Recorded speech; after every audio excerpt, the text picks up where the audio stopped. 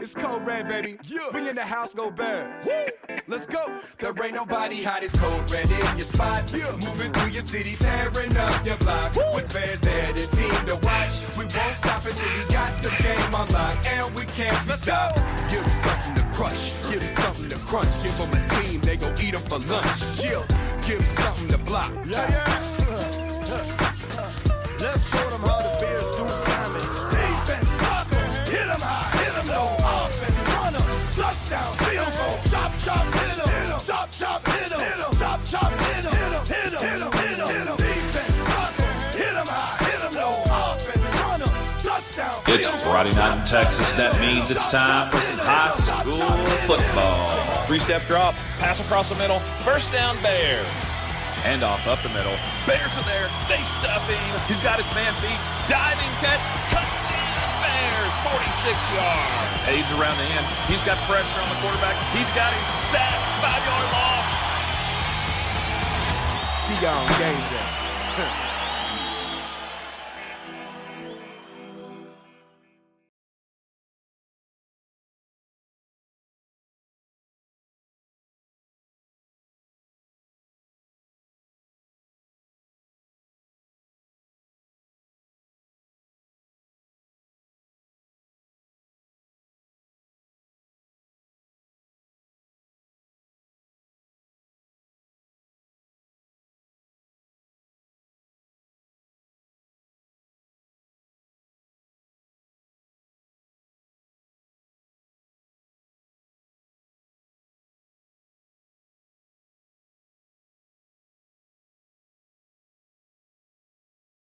Yes. We're excited. It's a new era of football for the Brewer Bears. Brand new coach, brand new feel, almost an entirely new coaching staff, new athletic director. So it's a new era. It is the Marty Amrine era here, Fernie. So tell us a little bit what we can expect in this new era of Brewer Bear football. Well, you know, he came from Maypearl, I believe. It was Maypearl. Yes, sir. And they were very competitive. They had a pretty tough district, too, that they were in. And he took that program, turned it around for him. So looking for some the same things that happen here. Absolutely. Yeah. And listen, last year was an exciting year for the Bears. They came up one win short of making the playoffs, and that was a little bit of a disappointment. However, when we think about stats, there was a big stat push at the end of the year as we were chasing history, Terrence. And tell us a little bit about that and what we can expect this year. That's right. So Cameron Coleman was chasing a 1,500-yard plus rushing season and came up just short of the goal to break the record. But I think this year he will certainly push for that again. Great running back, great poise, character. You love to see him coming because he's always got a good smile on his face. Good attitude. But he is a Hellcat under that under that engine. Yeah. So I think that record's falling this year. I mean, that's my prediction. I think so as well. And it would have fallen last year if he hadn't got in an injury situation towards the end of the final game of the season. I mean, he was on a tear, probably gonna break that record easily. Yes. And so with health, there's no doubt about it. And he's Absolutely. bigger, he's stronger. He was just a sophomore last year, guys. Yeah. And so looking back at statistics, I think the early games he did not get as much running time. He shared running duty with Houston. Yeah. And so we'll see how that plays out this year. But with that record on the line, he might be. We might see him early breaking out. So. And I think one of the most exciting things about this season is the fact that there are so many returning players. And that's something we have not seen over the last at least 2 or 3 seasons. Returning seniors. Absolutely. Right. Yeah, there's 20-something seniors that are back this year compared to 6 or 7 or maybe 8, the last couple of years. Or 4. Which is really exciting. And a lot of those sophomores that were playing last year at varsity level that handled themselves very, very well. Yes. We thought they would wear down at the end of the season, but instead they got stronger. They got stronger. Those guys are back. Absolutely. And then Brewer's offensive line and defensive line is much bigger, it feels like, this year. Looking at it on paper, those guys, and then looking down into the stadium, those guys look like they've got some size on them. And we got some kids like Hankins and Walkers and their Moody's coming into their juniors and senior years for these kids, and it looks like they're ready to roll. So and listen, we're coming to you live Probably better tell everybody who we're playing tonight. That'd be probably preferable. So the Bears are taking on the Saginaw Rough Riders tonight. We're over in Saginaw. So for those of you that couldn't make the trek out that are watching, or maybe you're across the way in the stands watching right now, thanks for joining us. We're going to bring you all of the action this year. We'll go live at 6:45 every Friday night, and we'll bring you everything throughout the entire season. Really stoked about it. It's going to be a great year of Brewer Bear football, and so we're looking forward to the kickoff here for this one in just a few minutes. Until then, we're going to take a quick break, and we'll be right back. Terrence, now that we're getting older, I prefer to say we're getting wiser. hey, I like that. Anyway, now that we are wiser, what's a good option for delicious but healthy eating? It's got to be Jason's Deli. They have everything from amazing sandwiches to delectable salads. Okay, well, we need to get over there for lunch real soon. Let's do it. The closest location is at 6244 Camp Louis Boulevard. There are also many locations in the area, so head on over and do your old, wiser body a favor. Donnie, the other day I cut myself and thought I was going to need stitches. Did you go to the ER? Nah, I just put some duct tape on it and called it a day. Besides, the nearest ER is too far away. Hey, not anymore, Fern. Medical City of White Settlement is located at 9650 White Settlement Road, right on the corner. Seriously? Serious as a heart of. Wait, maybe we shouldn't use the phrase during an ad for a medical facility. Good call, Fern. But when you need emergency care, call Medical City of White Settlement at 682-610-6100.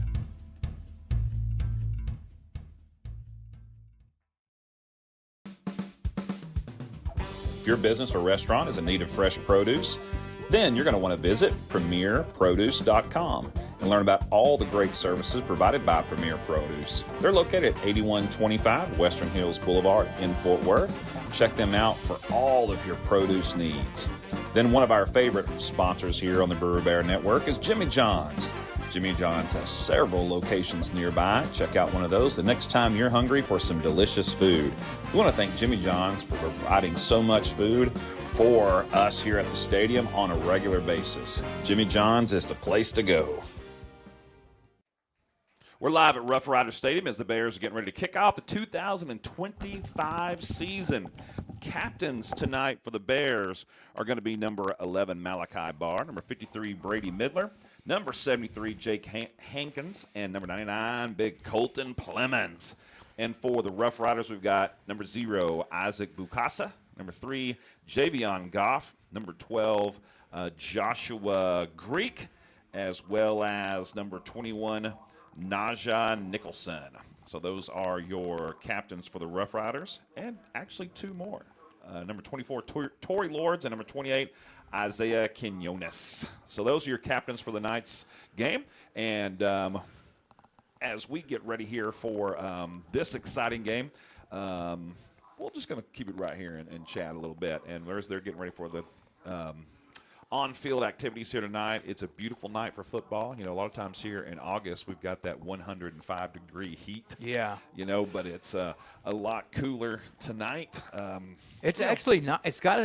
It had a slight breeze earlier. It doesn't look like it's too much right now, but it was nice. It's not going to affect the football game, but it's going to keep our players safe. Yeah, those no first overheating. Those first game or two sometimes, especially when we would start, you know, after the first week of school.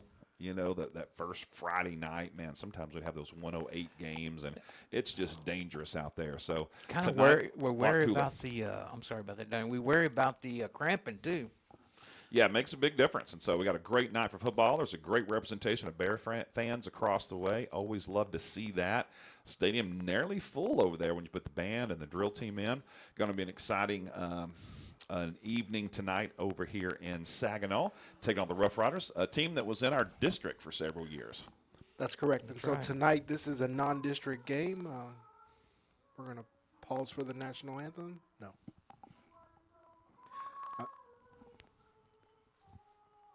All right, we're going to take a quick break for the national anthem.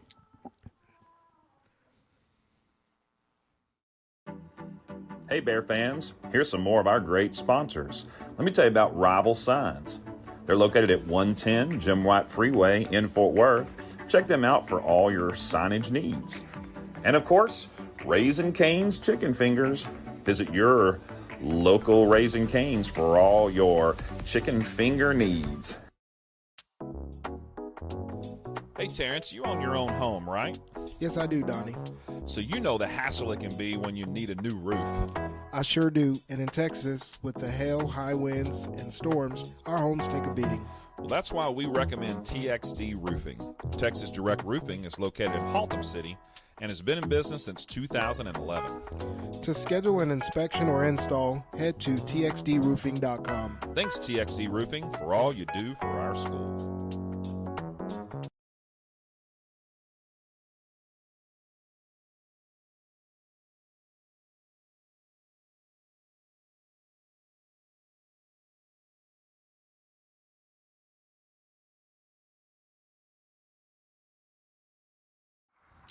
Well, welcome back.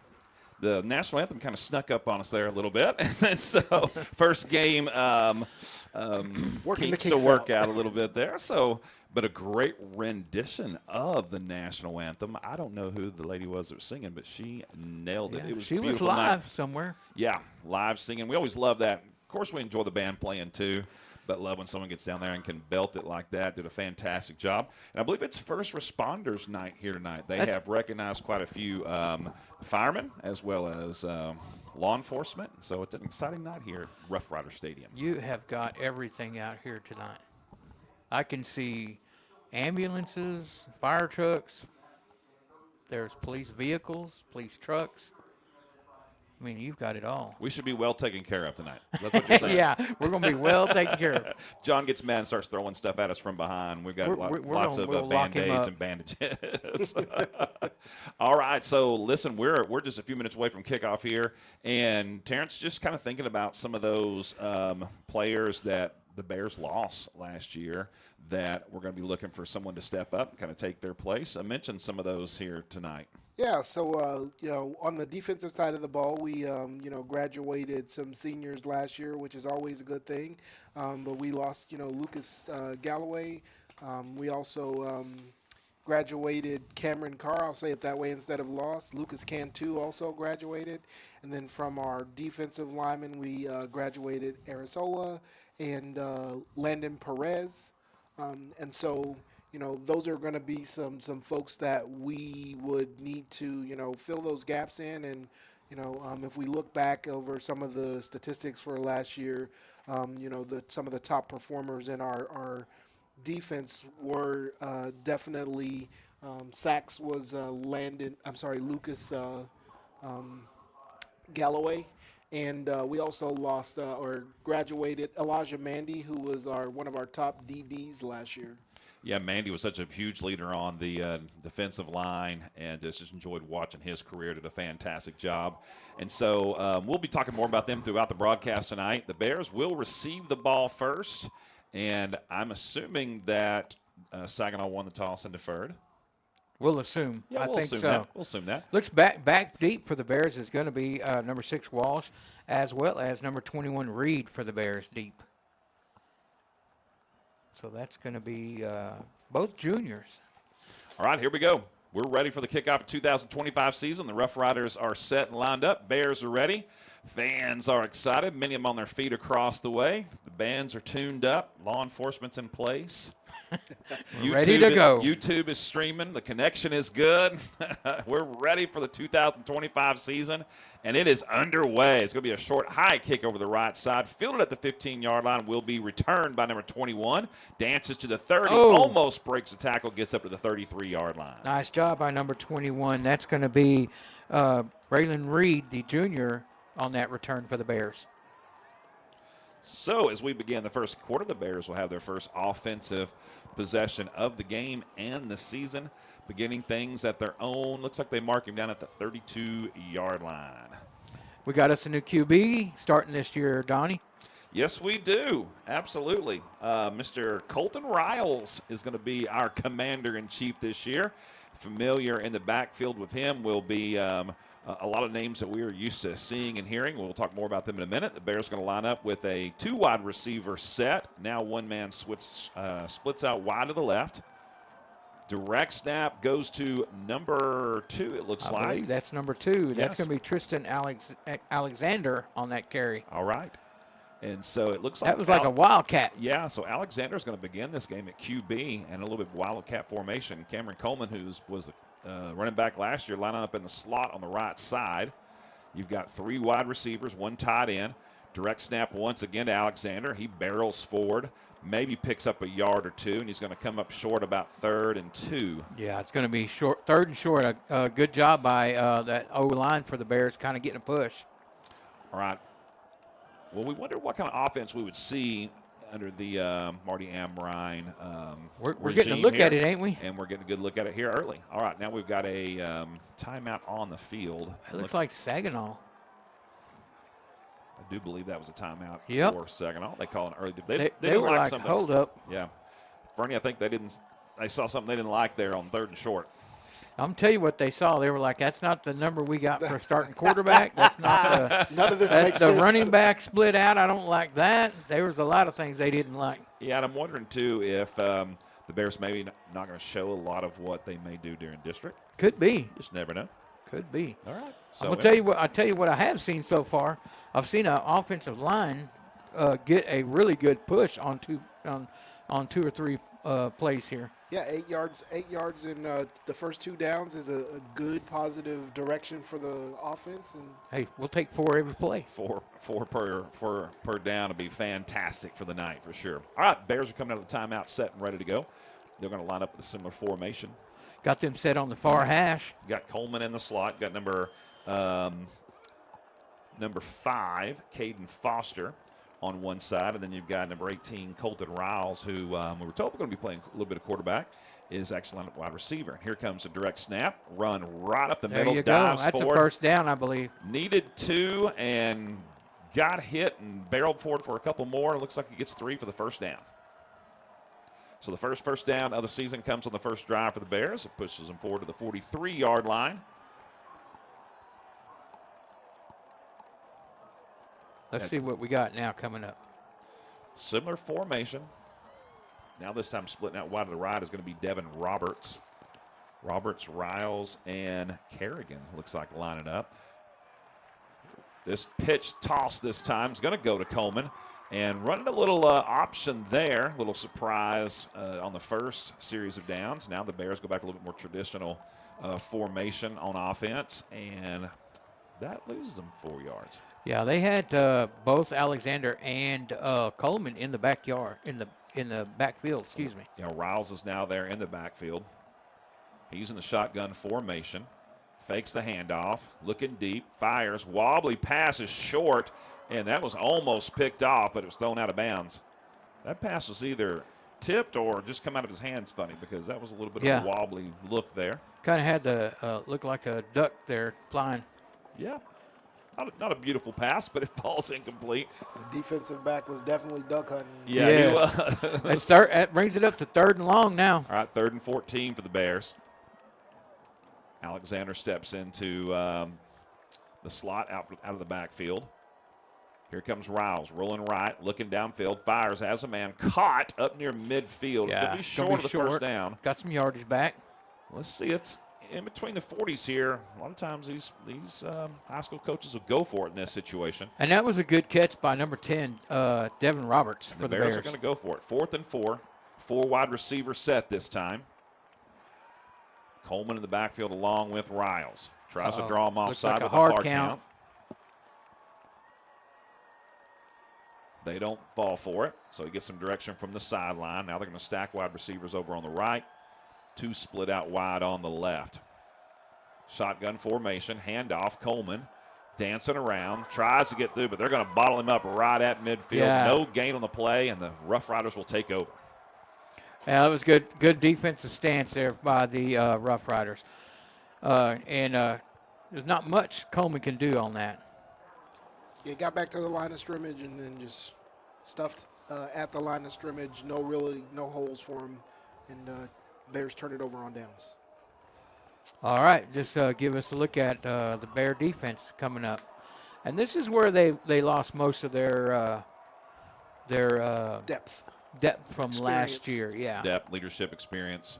However, they still have some size on the line, and the Rough Riders here will begin in Bear territory at the 49-yard line. So the Bears are going to line up in a 3-4. 3 down linemen, 4 linebackers. Handoff up the middle, faked, quick toss, caught at the 40. Nice little pitch and catch there. Yeah, and that's what they were setting up to do. They got the safety coming out with the corner going back in, and he just passed right through the corner on that. Joshua Greek is their quarterback. Starting tailback is going to be Elijah Irvin. So they're going to line up with a 4 wide receiver set. First down, ball at the 32-yard line of the Bears. One man comes in motion. So it'll be trips right, 1 left, 3-step drop in the pocket. Pressured, escapes, running over to the left side, and then finally hit, but not till he gains about 5 yards on that first down play. Tackle made by number 21 for the Bears. That's going to be Reed, your junior defensive corner. Give him a game of 6 on that one. So it's going to be second down and 4. Ball at the 26-yard line. 3 wide receivers to the right. Once again, 1 over to the left. Now we got a timeout on the field. Looks like this one may be. Oh, we got an injury timeout got on the far a cramp. side. Looks like a cramp happening with Reed.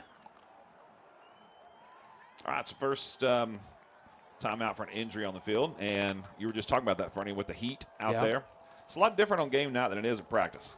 Yeah, you're kind of emotionally charged too, so that kind of adds to it. Yeah, got the emotions going, and get under the bright lights. You're excited. Maybe you don't hydrate just as much as you needed to. Bet you will now. Yeah. Start feeling like Superman until you start feeling like Robin, and then you realize, okay, I got to do something to get amped up. Looks like coming in for Braylon Reed is going to be number 4, Jamie Jordan. He's also a junior corner for the Bears. Once again, 3 down linemen for the Bears. So a little bit different look defensively for the Bears. They've been running a 4-3 the last couple of years. Here we go. Second down and 4 to go. Rough Riders with the ball. Snap is low but handled. Pressure now. Hit as he lets go. And that one is thrown into coverage, but it goes out of bounds. Yeah, it's a good job. Good coverage by number 4 for the Bears, Jamie Jordan, that just came in, as well as, I believe, number 2. That was 5, Caden Foster, coming over from the safety position. Number 5. I'm sorry, Yeah. Caden Foster. Yeah. Did a really good job of reading the quarterback's eyes. Yeah, so Jamie Jordan and Caden Foster, both underclassmen, they're both juniors, did a great job on that. And listen, those 3 down linemen got some great pressure that time. So that's the thing about the 3-4. You know, there's going to be 4 or 5 guys in the offensive line. If those 3 guys can get pressure, that means you can double team. Yep. And you can put safeties over the top of those good receivers. And so we'll see how that works out. Here we go, 3rd and 5 now. Uh-oh, got a timeout. Timeout Bears. And it will be a timeout by the Bears. All right, so a lot of timeouts here early, trying to get things set and ready. 7:27 to go in the first quarter. No score. Bears on their first possession took the kickoff, picked up a couple of first downs, got down near the midfield line, and then they turned it over on downs. They got 1 first down. Their second set of downs could not convert. It went for it on 4th down, and Saginaw proceeded to pick up as well. Got it down inside the 30-yard line on. It's a big 3rd down right here for the Bears. See if we can get a stop. Although this is probably 2-down territory like we talked about. A lot of high school teams like to go for it in this area. Yeah, we were watching the field goal kickers warm up, and both of them have a range, the Bears and the Rough Riders, at least tonight, will go range yet. All right, trips right, 1 left for Saginaw. Everybody set and ready to go. Here comes a 3rd down play. Quarterback in the shotgun. Joshua Greek. Kind of bunched up. They bunch up those receivers on the right. Hand it off. Got a hole up the middle and going to have to be stopped by the safety. Oh, spins out of a couple of tackles and gets inside the 10 near the 5-yard line for a great run that time. Number 1 on that tackle, Jordan Houston for the Bears. Well, that was a nice run that time by the running back, number 4, Elijah Urban. So that should give them a first and goal. First and goal from the 7-yard line. Handoff once again goes to Urban. He bounces around and almost breaks free to get in the end zone, but at the last second he stopped at about the 2-yard line. Yeah, it looks like number 5 on that tackle, Caden Foster for the Bears. And so that time the offensive line doing a good job to open up those running lanes. Here on these short yardage situations, Bears going to bring in those linebackers to fill those gaps. Here we go, second and goal. Quarterback keeper on a little bit of a bad snap, and he's going to lose yardage. Good coverage on the far side that time. Demarion Walsh, number 11, another junior on that tackle for a quarterback loss. Jamie Jordan over there as well, looks like number 4. So that's going to back him up to the 7-yard line. Third and go, trips right, 1 left. They've been running here down close. Bears may have jumped off sides. They did. It's a free play. Toss in the end zone is overthrown. But it's going to be a free 5 yards for the Rough Riders, and they'll replay that down. I believe number 99 was a little excited, Mr. Plemons. I think that may be why they're comfortable running a 3-4, because you got Plemons in the middle. Yeah, I mean that's a given, isn't it? Yeah. That's a heck of a ball player right there, that young man. He's a Sherman tank in the middle of the field for sure. All right, let's see what we got. Still no official signal yet, but Bears definitely jumped off sides and they threw the flag, and they are marking it off. Is it half the distance? Yeah, it puts it about the 3, I think. All right, so we will replay third and go from the 3-yard line. So Bears just need to tighten up here, trying to get a stop. Try to force a tough decision on 4th down. Trips right, 1 left once again for the Rough Riders. Little toss sweep here, trying to get around left hand, but the Bears cover quickly and knock him down on a loss of yards on the play. Number 5, is that number 6? That was number 6. Number 6 on that tackle. Wow. That's Walsh, the junior, once again on that tackle. Well, talk about perimeter speed down that line, man. They call that what? Closing speed. That was impressive. He closed that gap quick. All right, that's going to force the Rough Riders to attempt a field goal here. It's going to be a 22-yarder as they'll set up at the 12. Here comes the snap. Hold is down. Kick is up. Plenty long, and it is no good. No good. Missed it. Wide left. Wow. All right, so great job by the Bears to force a tough decision on 4th down, and worked out well for them. It worked out good. Hey, I tell you what, give them a little momentum here. They got a long field to go down, but, hey, we've done it before. Let's do it again. So 5:44 to go in the first. That was a great stand by the Bears at the goal line, man. Man, that was good. That 3rd down play was huge. And, boy, it's going to be fun to watch Demarion Walsh fly around. He looked like Demarion Overshone for the Cowboys out there, man. Yes, you know what? Flying along that line. The size. Wow. And he was a returning junior this year. He's a junior, so. Yeah. All right, here we go. Bears are set. Ball at the 20-yard line after the missed field goal attempt. Riles QB, 3 wide receivers. Handoff goes to Coleman. Up the middle, not a lot of room, but he gains 2. Yeah, it looks like he's got 2 out of that. That would be number 9, your running back, Cameron Coleman, a junior running back for the Bears. No real exciting plays as of yet. Just both teams kind of methodically working their way downfield a little bit, filling things out, seeing what they got. Bears showing, though, some different looks on offense. Went with the Wildcat on the first series of downs, and then went back with the more traditional quarterback in the shotgun look. We got the Cameron lone running back there. 2nd down and 8. Handoff goes to Cameron once again up the middle. A little more room this time. Kind of snakes his way through up to the 25, and that's where they will stop him, gain of about 3. That's number 9, Cameron Coleman, again for your Bears on that run. And I think that's what a lot of teams are going to do this year. They're going to bunch the line of scrimmage and force this younger quarterback crew for the Bears to make some plays. Yes.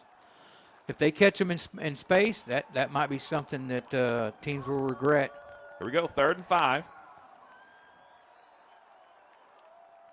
Reverse, a little bit of misdirection on the handoff, and Coleman gets free. He's going to get the first down up past the 30, and he's going to get all the way to the 34-yard line. Boy. Gain of about 8 on that play. Nice quick hit. He just cut upfield and went right for the first down and got that plus some. Well, I love that play call. I love that play call because it looked like he was going to fake it, run right, and then he turned around and handed off and went to the left side and found a little crease and got in there. Plus, they didn't have anybody up helping on the line of scrimmage on what they thought was a passing down. Coleman this time gets the handoff right side. He's met at the line of scrimmage and maybe picks up one. Yeah, it looks like he did get one. Number 9, Cameron Coleman on that carry once again for the Bears. All right, so heavy dose of Cam Coleman. No, we're not surprised by that.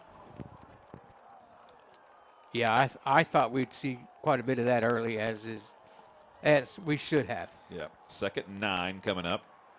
The Rough Riders also running a 3-4 defense, 3 down linemen and 4 linebackers. Also bringing some linebackers up on the line quite a bit when they think Cam's going to run. One man comes in motion for the Bears, now goes the other way. Quick toss, wide receiver screen, caught at about the 33-yard line, and then he's going to pick up quite a few. Good push, whoever that was. That was Roberts, number 10 for the Bears. Yeah, he caught that and was hit almost instantly, but nice 5 yards or so after contact. 7-yard gain. Yeah, A junior receiver for the Bears, coming back again next year. All right, here we go. 3rd and 2. Big 3rd down play for the Bears. Trying to pick it up. Ball at the 41. Handoff goes to Coleman. He's got it. Dances around and picks up an extra yard or two up to the 44-yard line. Nice job by the junior running back, number 9, Cameron Coleman. All right, so the Bears got a little mojo going here on offense, a little momentum. Bears can keep that balance. They're going to be dangerous. Yep. Looking good so far. Ball at the 44-yard line. 1st down. Have yet to throw on 1st down. See if they pull that out of the bag of tricks here. 3 wide receivers, 1 tight end. Coleman and Riles in the backfield. Handoff goes to Coleman, up the middle, dances, finds a crease. Oh, breaks he did. a tackle, then a shoestring tackled at midfield. That's a good job by that cut by Cameron Coleman back up the middle. Kind of gave that look like he was going to go outside and just planted and went north and south. 6 yards on the run. That's the thing we noticed about him last year is he doesn't try to go east-west. He goes north-south, and that's where you pick up those yards. Once again, handoff. Coleman has some room up the middle, trying to split the defense. He loses the ball, and it's free, and I think Saginaw has it. So first turnover of the year is against the Bears, as Coleman was kind of stripped from behind. Yeah, he had got a pretty good gain on that and got caught from behind. Yeah, he picked up 12 or 13 yards on that. Yep, 12 yards on the run and the subsequent fumble.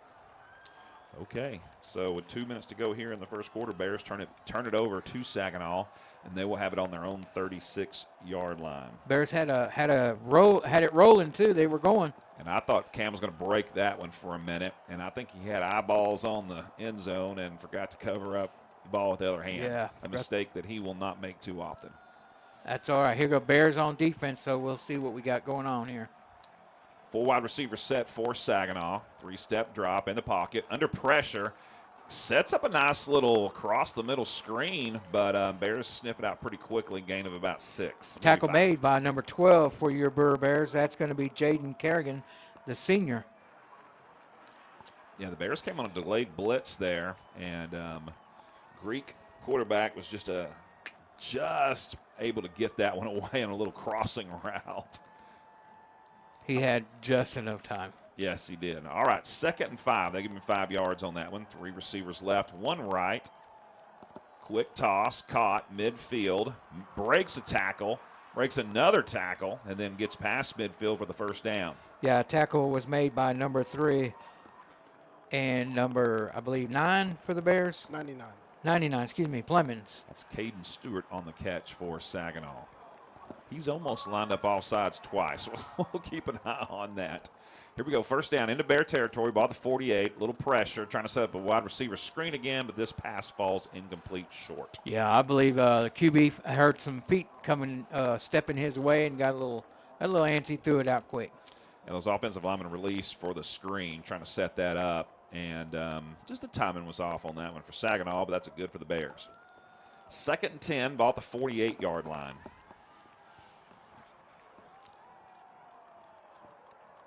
Saginaw making their way left to right as we look out of the booth. Bears working their way right to left to give you that visual. Shotgun formation, handoff. Nice hole right up the middle. It's going to be a big game for Saginaw, deep into Bear territory, inside the 15-yard line. Bears were lucky to bring him down. Bears come away with the ball, but the officials are going to rule that he was down before it came out. Yeah, it's a tackle made by number 12 for the Bears. That's going to be Kerrigan. I'll mark him down at the 14-yard line. So that's a huge play right there. Gain of about 35. All right. That was number 4 on the carry, Elijah Urban. Spread it out this time to Saginaw. Hit the backfield quickly. And Plemons kind of cleaned that tackle up, but that was big number that was Sparkman. 50 in there. That was going to be Javon Sparkman, number 50, on that tackle, as well as number 99, Plemons. The former running back. Yeah.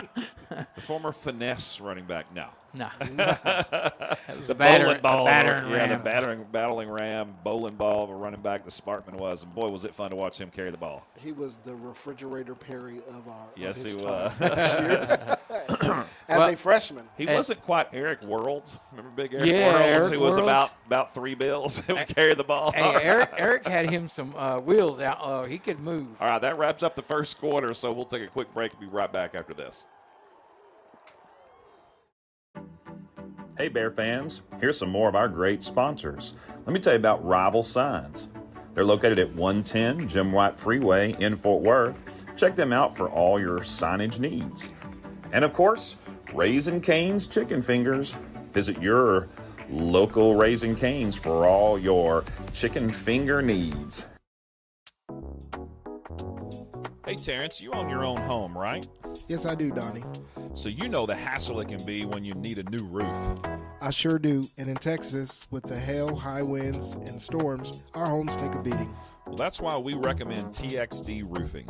Texas Direct Roofing is located in Haltom City and has been in business since 2011. To schedule an inspection or install, head to txdroofing.com. Thanks, TXD Roofing, for all you do for our school. 0-0 your score after 1 quarter of play here as the 2025 season is underway for your Brewer Bears. Bears are on defense at the moment. They've had the ball twice, turn it over on downs on their first possession, fumbled on their second. The Saginaw Rough Riders had a missed field goal, short chip shot field goal on their first possession. And now on their second possession, they are inside the Bear 20. But big loss of yardage on that last play makes it 2nd and about 12. Here comes the play. 3-step drop, looking downfield, firing deep. Overshoots everybody does Joshua Greek, the QB for the Rough Riders, and that falls incomplete. Yeah, Bears had really good tight coverage all the way around there on the field, so it was good that he tossed that away. Yeah, they're kind of playing a little bit of a dime defense back there, where you've got, you're dropping really 7 guys almost back into coverage. Yeah. 6, 7 guys, and so it's going to be tough to fit the ball in. Oh, Bears are going to get an offside here. Free play for Greek. He throws it into the end zone, but he overshoots his receiver by a long ways out of bounds. That went out of bounds about 4 yards. All right, so the Bears having a little trouble here on 3rd down and long, staying on side, getting a little antsy. That's correctable. Give them 5 yards back, and Still going to be a good little chunk that they're going to have to get. Yeah, it goes from 3rd and 12 to about 3rd and 7. All right, so Bears once again trying to get a stop here in the red zone and force a tough decision for the Rough Riders on 4th down. Missed a field goal last time. See if that plays into effect here as we play this out. 3rd down, shotgun formation, 3 receivers left, 1 right. Here come the Bears. Picked up Plemons in pursuit now. Now Greek takes off and runs, and he may pick up the 1st down. He was aiming for the marker over there. He goes out of bounds real close to the 1st down marker. I think he's a little short. I think he's about a yard or 2 short as well. Yeah, so it is going to be 4th down. So this is a challenge, right? Look at where the sticks are. Yeah, they're not putting them on the sidelines. They're about 5 yards back, so it's difficult for us to tell, but it's definitely 4th down. And maybe about a yard and a half. It's a long fourth and a long and they're one. They're going for it. They are going for it. So here we go. They split it out wide. Bears are showing blitz. I think that was designed by Saginaw to see what they were going to do. But Bears aren't backing out of it. Let's see if they come and bring pressure. 7 seconds on the play clock. Yep, it's ticking down. Here we go. And we may have to call a timeout. Play clock has expired. If we get a time in. Yeah, got to delay. like we No, gotta they delay a called game. the delay Call a game. delay game, and Going to then have the field goal unit yeah, come in. back it up and let them try another field goal. Well, hey, I like this. That didn't work out too well last time. See if we can force a wide right or a wide left again. Kicked from the left hash last time. This time they're kicking from the right hash. Hey, even if they get this field goal, the Bears, they did what they needed to do. All right, kick is up, and it's long enough, and that one's good. Yeah. All right, so much better kick that time. Good job by the Bear defense to hold their ground. That's what I wanted to see. Absolutely. You'll take a 3 over a 6 or 7 anytime. Every time. Oh, yeah. Okay, so Bears defensively have given up a couple of big plays that allowed Saginaw to get into Bear territory, but once they got inside the red zone, they really buckled down. So 3-0 is your score, 11:43 to go here in the second quarter. And that pursuit by Colton Plemons over there, forcing him out short, really helped the Bears out there. Number 99, your nose is the one who chased that quarterback. Yeah, potentially a 4-point play. Yep. Yeah, because Greek had nothing but carpet over there. And usually when it's a QB on a nose tackle, the QB can get all he wants. But That's right. Plemons He looked back and said, "Why is 99 catching up to me? Yeah, he's Let agile. me get out of bounds." He's agile. He's not just a big body in there. He's a great athlete. He also had a linebacker, pinching off that side of the field. So he made a business decision, as we say, right? Yeah. Just get out of Exactly. bounds, play another set of downs later in the game. I believe it's going to be the same two back for the Bears. That's going to be number 21, Braylon Reed, as well as, I believe, number 6 for the Bears. That's going to be Walsh.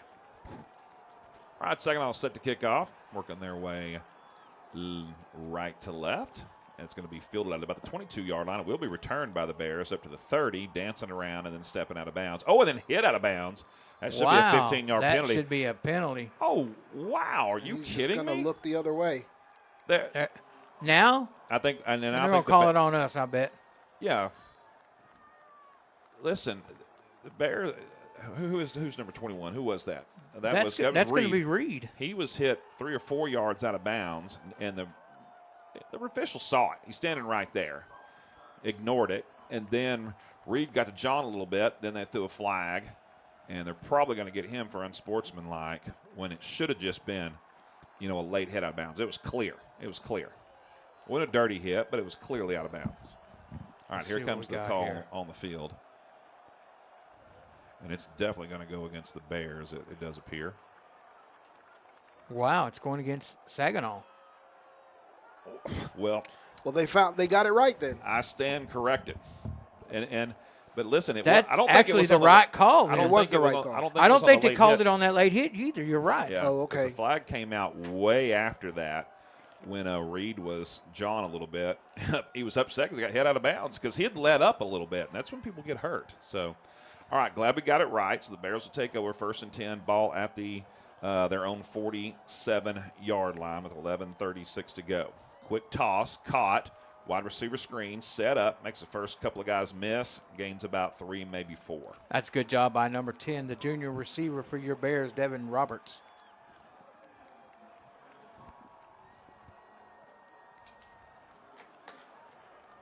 Okay, so the Bears, nice little pick up there, pitch and catch, get them right to midfield. Just got to bring up second, about 7 to go.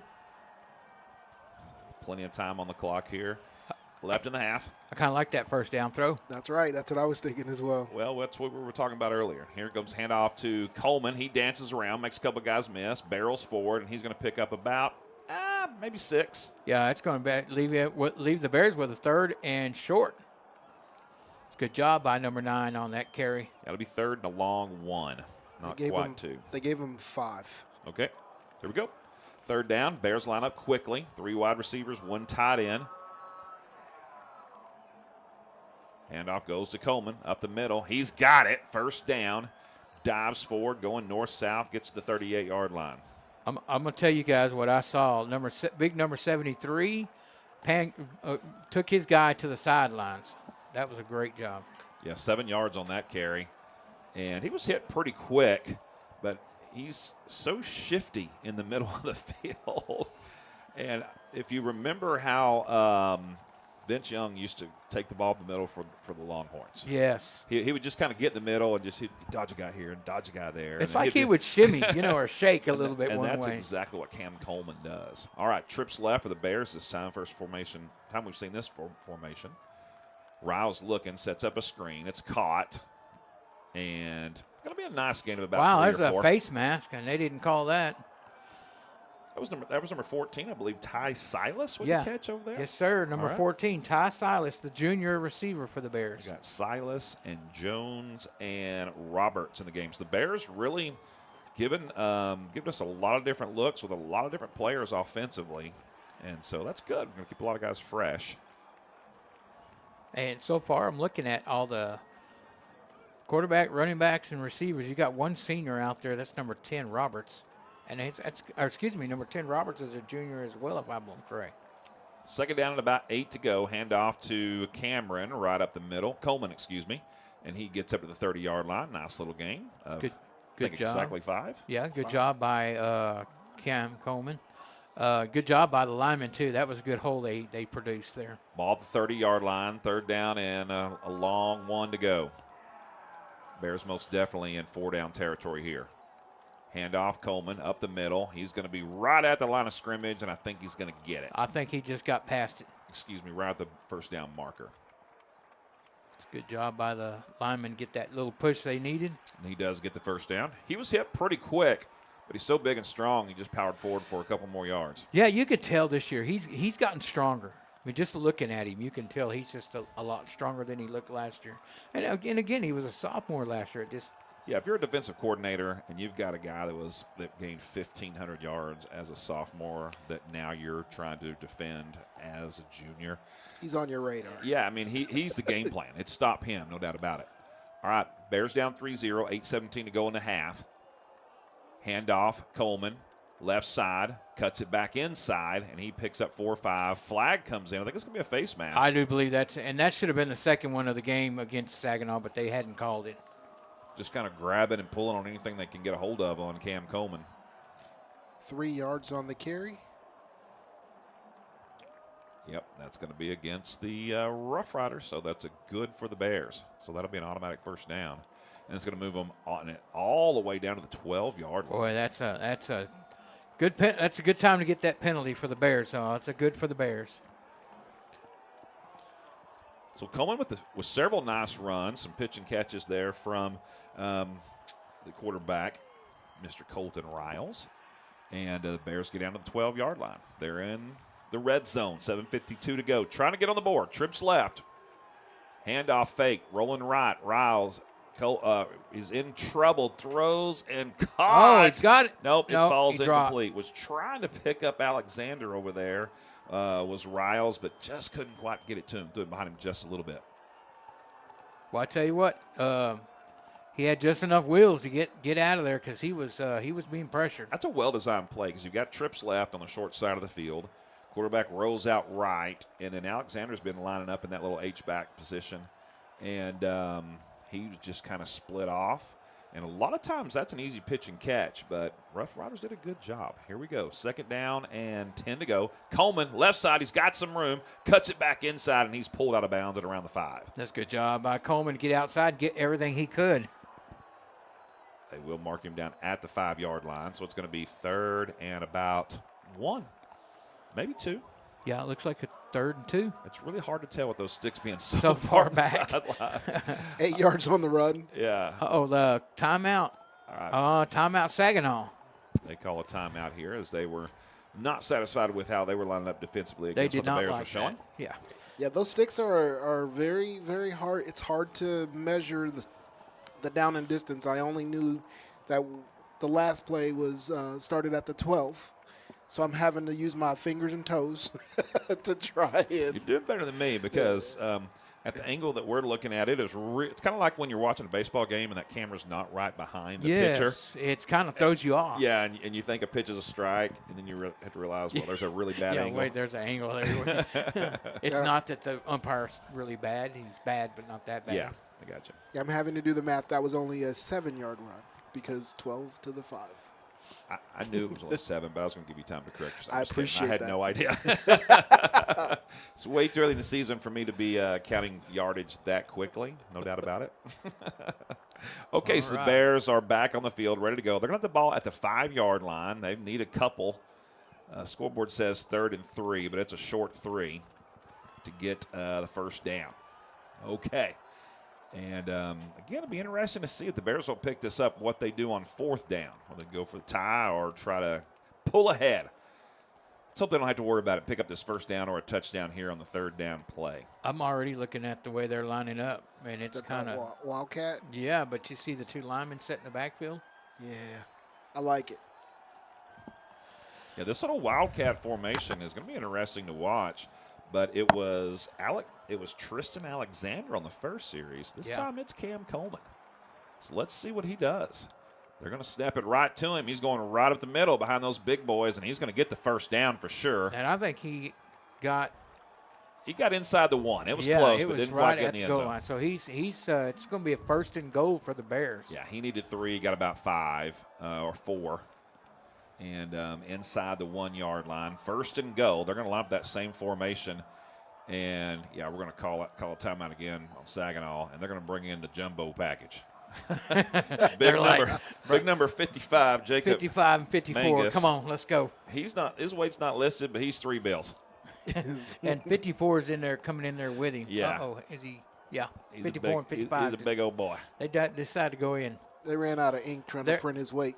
They're wider than they are taller. Let's just put it that way. And that's what you got to do. And in this situation, you got to get that goal line package in there. So it's a good use of a timeout there. That's the last timeout for the Rough Riders with 7:18 to go in the half. Wow, that's a lot of time still remaining. Yeah. But you know what? Got to call Wish them I when you could need see them. the Jumbotron. Yes. The Saginaw coaches are next to us, and they have their shade down, and so we're trying to look around to try and see the scoreboard. It's a good thing because we like to still plays. It's so funny. We're so good we can do play-by-play and still play. And we have a direct line down to our coach. And they didn't take into consideration that I have X-ray vision. That's right. Forgot about that. All right, here we go. 1st and goal. Ball at the 1-yard line. Wildcat formation for Coleman behind 2 big linemen in the backfield. Jumbo package in for the Rough Riders. Here comes the snap. It's high, but handled right up the middle goes Coleman, and he's in for the touchdown. Wow, that was some great – oh, is that – 1-yard dive? Yeah, that was some great penetration. I mean, the offensive line had a huge push on that. Big number 77 for the Bears, Moody. Devin Moody. He knew where the cameraman was. He was down talking to the cameraman. He was excited about that. I saw what you saw as well. It looked like there's a flag on the field, but it's not. It is not. Their soccer mark. field is lined up, and it is a mark for the soccer. Yeah, that will fool you sometimes. All right, here comes the extra point attempt. Snap is handled. Kick is up. Plenty long, and it is good. So the Bears pull ahead 7-3. First score of the season comes in the 2nd quarter with 7:24 to go. Who's that, kicker? Yeah, I believe that is going to be number 35, Santiago Romero Aguilar. Okay, so the Bears pull ahead 7-3. Nice drive that time by the Bears. And that drive started on their own 47-yard line, so it ends up 53 yards later with a touchdown, aided by a 15-yard face mask against Coleman. And that was really the big play of the longest play of the drive, but we'll take it. Yeah, Coleman doing a good job carrying the ball. A few pitch and catches there from Riles. Helped out as well, opening up those running lanes. And we saw a throw on the 1st down, which I like to see as well. Yeah, because the Bears, when you've got a 1,500-yard rusher, you're going to run the ball a lot. Everybody knows that. And a lot on 1st down. And if you can keep those defenses off balance a little bit, throw it a little pitch and catch and throw it around a little bit on 1st down, it makes a big difference. If you can pick out pick and choose those particular plays that they're thinking we are definitely going to run and catch them off guard. That makes a huge difference for the running game as it goes on. Kickoff is set and ready. Bears will be kicking off left to right, looking out of the booth. 2 men deep back for Saginaw, about the 10-yard line. First kickoff of the season for the Bears, and they do kick it, not deep, but not short. Fielded at about the 15-yard line. Good coverage, but eluding 4 would-be tacklers is the return man and getting all the way up past the 40-yard line before he's brought down. Yeah, he's tackled by number 6, Demarion Walsh, as well as number 5, Caden Foster for the Bears, both juniors. Ball carrier was, the return man was Boaz Colasso. Boaz. That's a great biblical name right there. Boaz. We have a good football name to start off the season that we like. You wanna mention that, Donnie? I will whenever I find it. Oh yes, Anik Attack. Number 70 for the Rough Riders. That's a great football name. It's been a while since we had just that classical great football name, as we love to point those out. Whether we're playing for the Bears or the other team, we don't care. We just love those names. And Anik Attack. Yeah, that's a good O-lineman, one. D-lineman for Saginaw. I like that. If the guy was like a middle linebacker, though, it'd be perfect. All right, 7:15 to go after the nice return. Gets the ball all the way up to the 45-yard line. Good starting field position for the Rough Riders. Trips right, 1 left, handoff up the middle, hitting the backfield by Plemons, I believe. I believe that was actually Sparkman off the end, but Okay. Plemons cleaned it up. Yeah, Sparkman grabbed a hold of his jersey or his towel or something and pulled him backwards. Yeah. Tackle for a loss. Tackle for a loss. He got him for a 1-yard loss. I like these officials. They didn't just automatically move it up to the next yard marker because, he was tackled, a little bit behind the line of scrimmage as we see so often. So they actually marked it where he was down. So it's going to be second about 10.5. 4 wide receivers this time for the Rough Riders. Bears still with that 3-man front. Plemons, Sparkman, and who else is up there, Fernie, for the Bears? I believe that is 29, I believe. 22, I think that is. Or is that 22? Caleb Walker? Yeah, it's Caleb Walker. All right. So they have been anchoring that front in this ball game, doing a great job. They've got some pressure going. Snap is low, but handle. 5-step drop, looking deep. Oh, overshoots his receiver coming across the field. Does Mr. Joshua Greek. He was aiming for number 2. And he was covered by Christopher Blake, the sophomore for the Bears. I think Boaz was still tired from that big return a moment ago. 3rd down and 10.5. Yep, 10.5. And I kind of make a big deal about that, but you guys know those half a yard's tough. These refs don't like to put it on a half-yard marker. They just don't do it.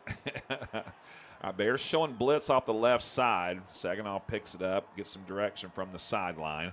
See if they make an adjustment here. 11 seconds on the play clock. Yeah, they've been running it down quite a bit, and the game clock stopped at 6:12 in the half, and down to 2. Going to have to snap it real quick. It's at 0. That's got to be a delay of game. Penalty. That's a penalty. There you go. There's a flag. Finally, we get the call. Yeah.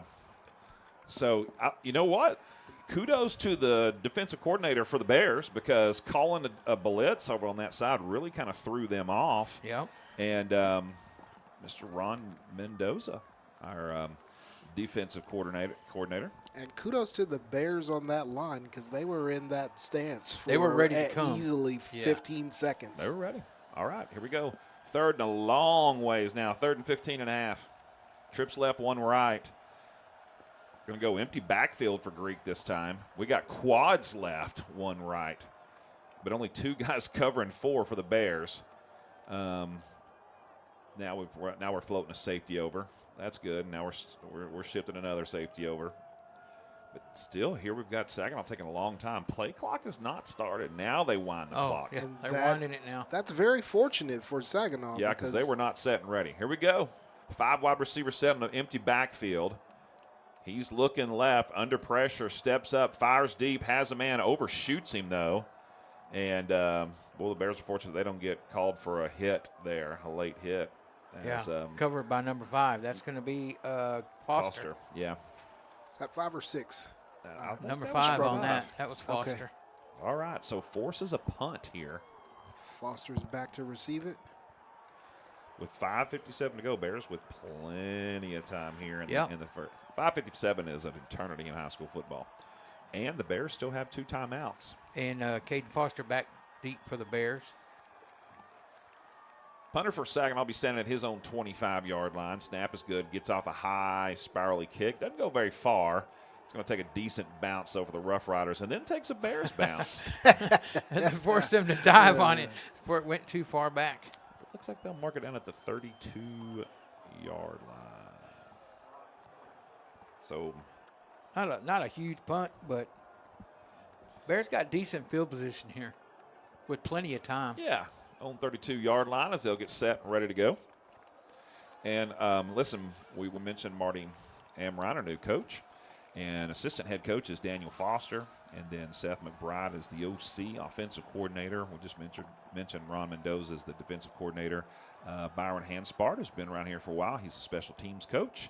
And then there's a slew of assistant coaches that are part of this fine staff that's been put together. Bears are set and going to have a pre-snap penalty.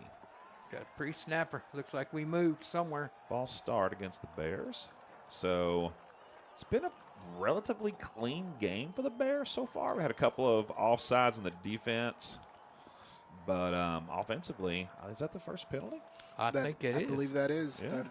Hey, we were talking about them coaches, and we have a few that come back that were players for the Bears in their early days. Yeah, let's mention them after this play because that's always exciting.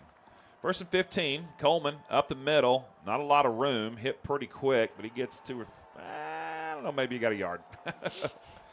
Yeah, it looks like he got about a yard out of it. Yeah, we've got Riley Keck, the old QB. The old QB. Curtis Taylor, the old running back, who, man, put together some big yards back in the day. And, of course, Marcel Page, our favorite edge rusher of all time here on the Brewer Bear Network. Yes. He's my second favorite edge rusher.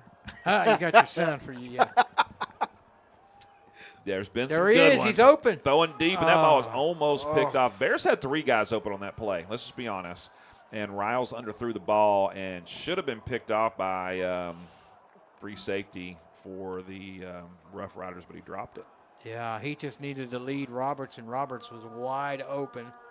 We were watching Colton Riles warm up, and he's got a good, strong arm, not putting a lot of loft on the ball, and he needed a little more touch on that. And, again, sometimes that just comes with experience, seeing it within the game.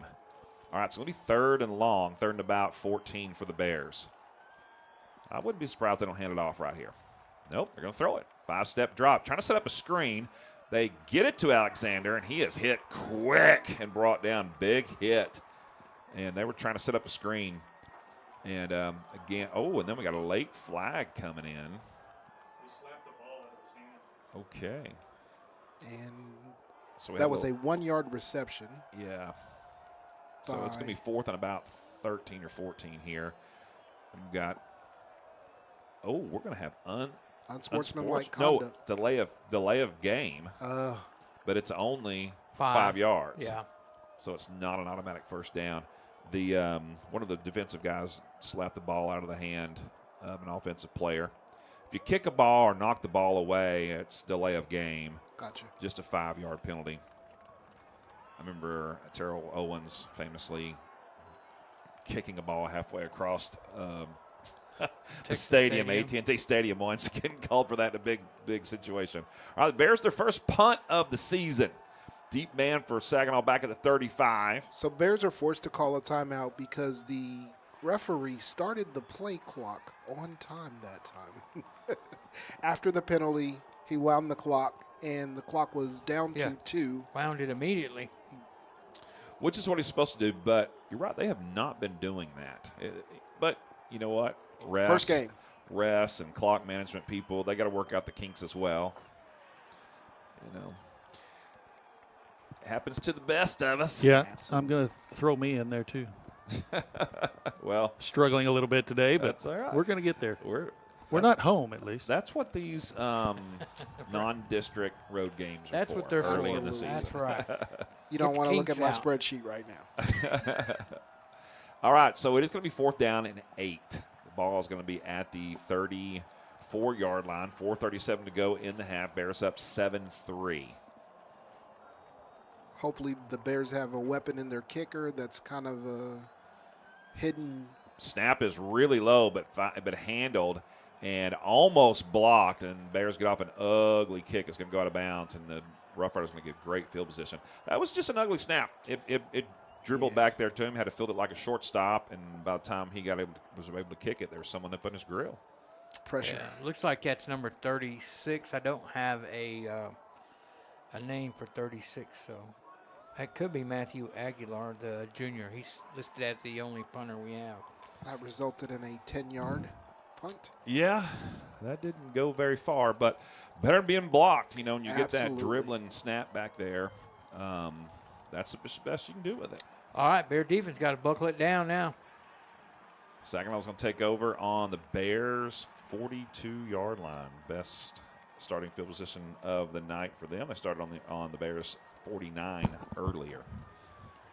Trips right, one left for them.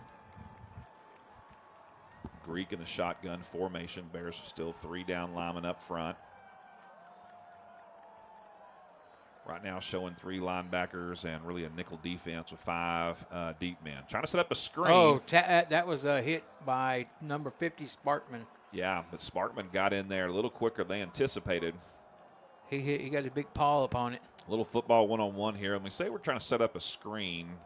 Typically what the offensive line will do is release those defensive linemen to run into the backfield, allowing them to block downfield for a receiver or a tailback that you're trying to get the ball to. But sometimes you release a little too early, or you're just a little too quick like Sparkman and got back there and disrupted the play. Here's a second down play, five-step drop in the pocket, passes, completes right side, and that's going to be a big gain all the way over to the right side, inside the 25-yard line to about the 23. First down, Saginaw, 4:16 to go. That's number 11, Malachi Barr, on the tackle for the Bears. And that time the crossing pattern really worked for Saginaw. They have tried that several times and just couldn't get their timing down right. Everything clicked on that one. I'll tell you what else clicked is the umpire was in the middle of everything, and he got in the way. Handoff up the middle, maybe a short gain of 1 or 2. But that's the design. That's why you run that crossing pattern. Yep.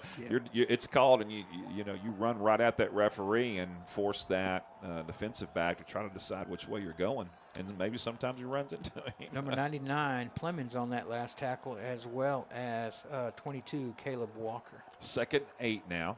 Bears also had a blitz coming from that side where they threw the pass, so they threw it into the teeth of the blitz. Yeah. Worked out for them. Yeah, it was a really good play. Really good play. Very well executed and called. 2nd 8, 3-step drop. Quick toss, caught. Line of scrimmage immediately brought down on the far side. That's going to be a loss. Number 7 on the tackle for the Bears. That is going to be Reandre Cox, the senior. But we called his name a lot last year. He's a great athlete. That's a loss of, I think, 4 on the play. Yeah, that was huge right there. It makes it 3rd and long. Yeah, 3rd and 11 now coming up for the Rough Riders with 3:15 and counting. They can't stop the clock anymore. Bears have 1 timeout remaining.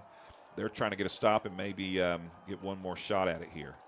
Big play coming up right here. If you can stop them short, Saginaw will be forced to go for it long. They don't have much of a field goal kicker. Snap is low, but handled, stepping up in the pocket. Now hit He's and down. drop back at the 30-yard line. That's Houston, number 1 for the Bears on that tackle.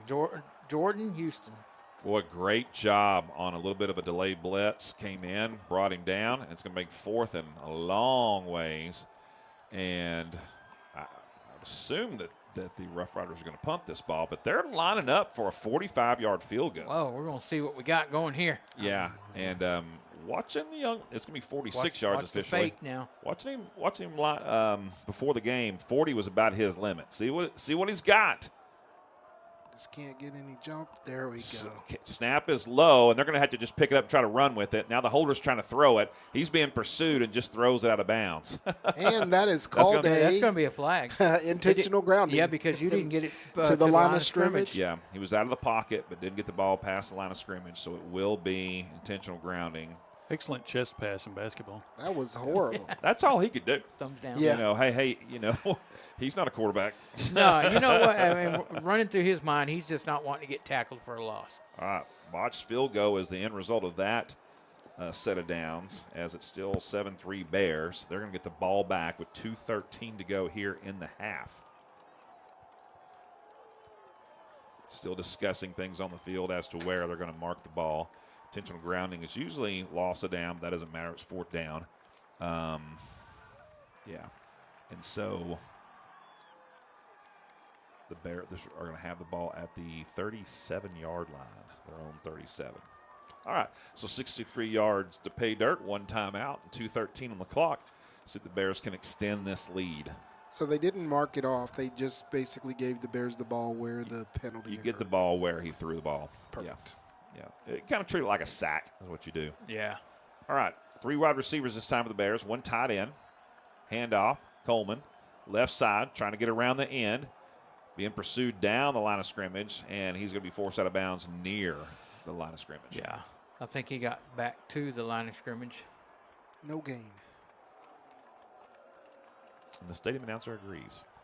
You said no gain, he said no gain. He heard me. That's a good job by Coleman to get out, just get outside. And get out of bounds. So 2:06 remaining. Bears have to think a little bit about clock management here, as they've not been working too quick thus far in the game. Handoff once again in the backfield. Cutting it back inside. Almost breaking that one on the cutback was Alexander. Yeah, that was a good job by number 2, Tristan Alexander for the Bears on that carry. Nevertheless, gain of 6, right? 7 yards. 7-yard gain on Seven-yard that one. gain, So all right. 3rd and short here for the Bears. Inside 2 to go. 1:59. Bears call timeout. They did call a timeout. All right, so the Bears use their final timeout to stop the clock there. Talk it over here on this 3rd down play. Probably putting 2 plays in here. If it's, if you're smart. Yeah, if you pick up, see the Bears need 3. If you pick up 2.5, you want to go ahead and have that 4th down play called so you can get in there and try to pick up that half a yard.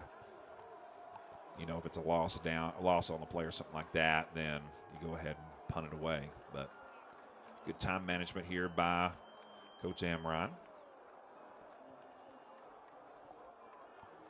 Bears with the ball on the 44-yard line.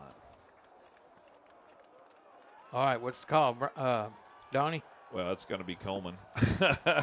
Cam Coleman's going to get the ball right here. I think it's about a 90% chance of that.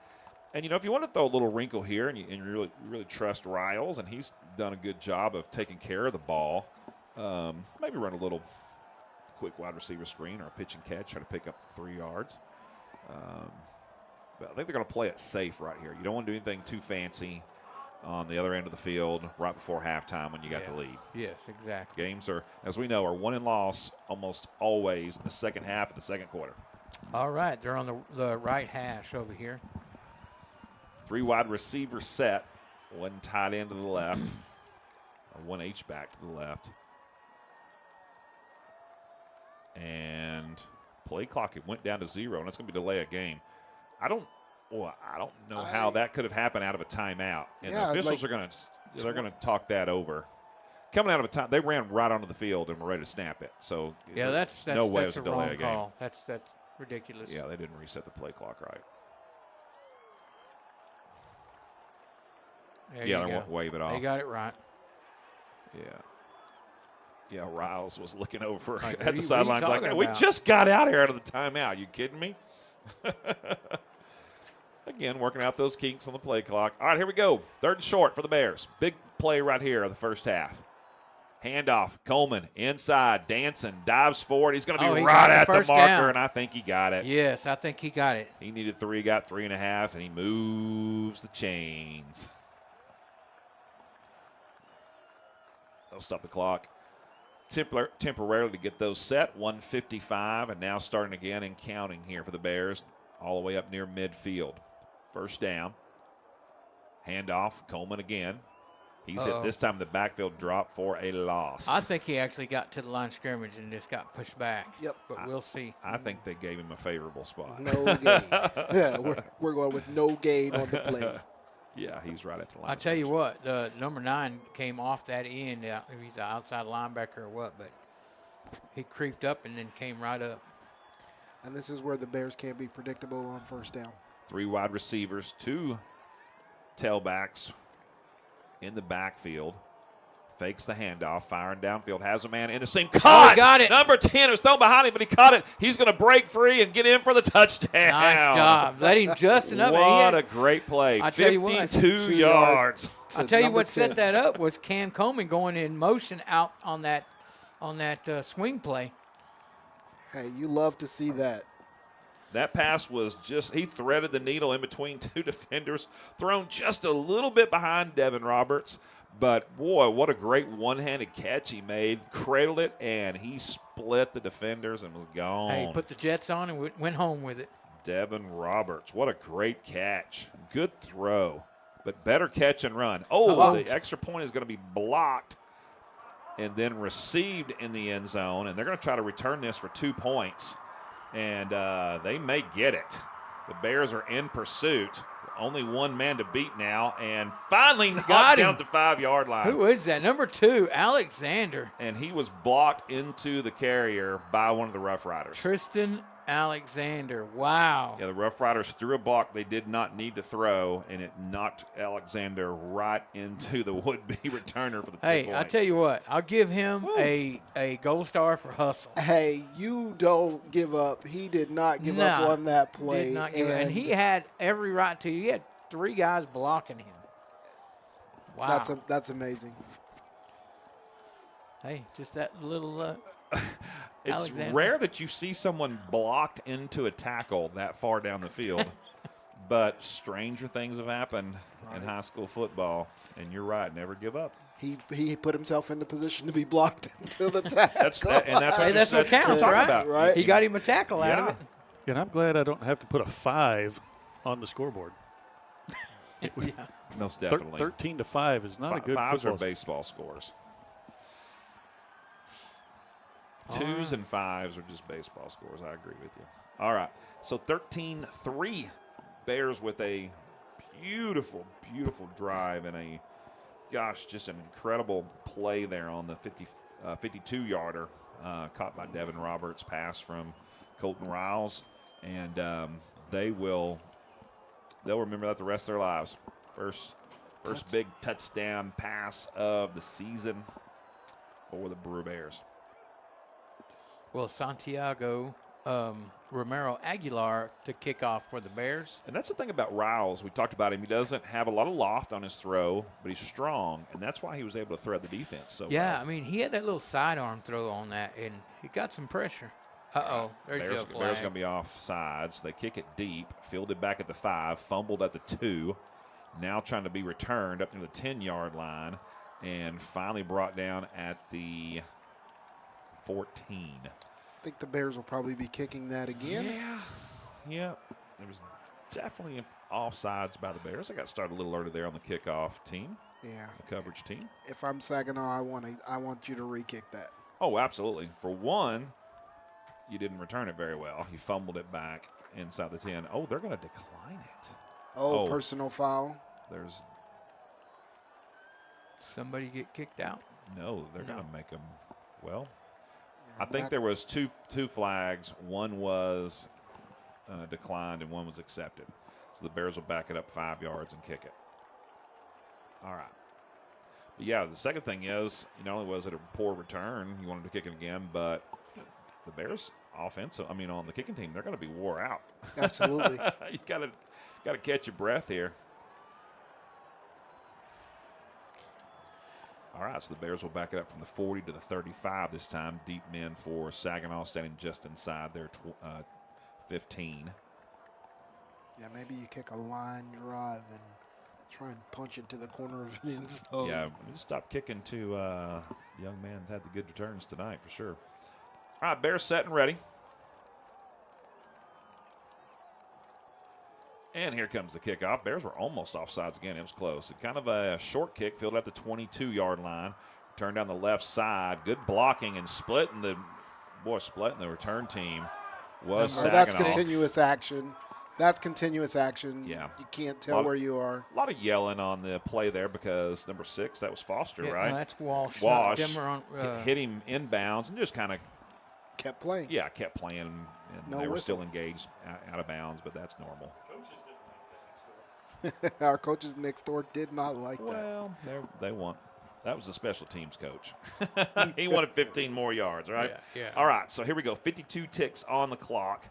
Field position is midfield, right at the 50, with 52 ticks to go for the Rough Riders. The Bears trying to get a stop here, go into halftime with a 10-point lead.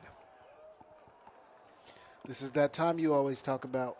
Oh, yeah, second half of the second quarter. You win or lose them right here. So often, and the Bears have looked good so far. And just need to buckle down right here. All right. 4 wide receiver set. And Saginaw's lined up with 4 to 5 receivers just about every down. Single tailback. 3-step drop, looking for a screen. Oh, and it's dropped. Had it set up, it would have been a short gain, but number 9 had it, and he dropped it. They were trying to hit that number 9. He had it. Hit him in the wrong spot, though, the hands. Dehan the left Duncan. and the right. It hit his left before his right, and he's right-handed. 48 ticks to go. Second down and 10. Ball still at midfield. Saginaw, plenty of time after the clock stopped. They just started the play clock just a second ago. So Isn't that odd? they've really struggled with that with both teams. Greek, quick toss. Now decides not to. And he's pressured and just has to throw that one away. Yeah. He's fortunate to get it back to the line of scrimmage. Rounding. That should be I intentional don't even think he rounding. got it to the line of scrimmage, to be honest. It was real close. It might have skipped a little before the 50, but they're giving it to him. Sure. And, he had a receiver open over there. I don't know why he didn't throw it. Now, maybe from his line of vision, he saw something we didn't. But, yeah, and he had some Might not have pressure the arm catching strength. on him, too. yeah, the Bears are allowing the guy in the slot to have a huge cushion. And so he had a screen set up if he wanted it. All right, 43 ticks to go, 3rd and 10, ball at midfield. This time trips right. Greek in the shotgun. This time he hands it off. Nowhere to go, but spins out of a tackle or two and then just keeps those legs churning, does number 4, and picks up about 6. Whoa, number 17 and number 6 on that tackle. Number 17 for the Bears, that's going to be Kingston Hurst. Yeah, Elijah Irvin kept those wheels moving, trying to pick up the first down, but couldn't do it. Came up 3 yards short, so it's going to be 4th and 3. Saginaw's going to bring the punt team out, but the play clock hasn't even been reset and started yet, even though the game clock Is running, and it can just run out. So, all right, so that's going to be it. After 1 half of play, your Brewer Bears 13, Saginaw Rough Riders 3. Bears looking good here in this one, and really all the the points that they gave up were just one big play here and there. Really. One big play. And so Bears looking good. It's going to be an exciting second half as they look to finish out this first game of the season. During halftime, as always, if you're new to the Brewer Bear Network, we like to play ads from our sponsors that make Friday nights possible, make the broadcast possible. And so we encourage you to give them a listen and also give them your support. If you use them for your business needs, then make sure you let them know you appreciate them sponsoring our football and our Friday nights, because it's not just football they're supporting the band, they're supporting the drill team, the cheerleaders, everybody that's a part of Friday night. So thank you. We'll be back here in just a little bit with the second half on the BBN.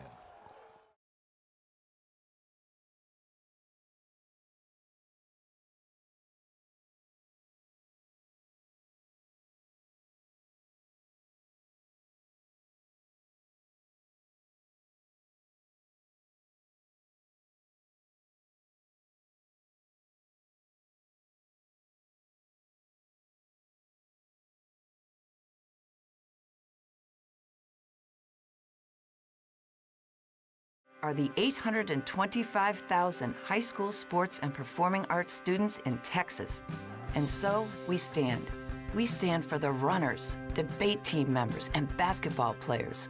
We stand for their coaches, officials, and adjudicators. We stand for the drummers, football players, and actors. We stand for the golfers, singers, and swimmers. We stand as the national leader and advocate for these essential activities and all who participate, because it is our purpose to ensure that high school students get to play, perform, and compete together To learn more about who we are and what we stand for, visit nfhs.org. If you're like me, you love a good snack or a hearty sandwich while watching football or your favorite sports on the weekend. Well, a great place to head over to then is Charlie's Philly Steaks. They'll take care of you and they'll fill you up and you'll be excited to go back over and over again. They're located at 9521 White Settlement Road.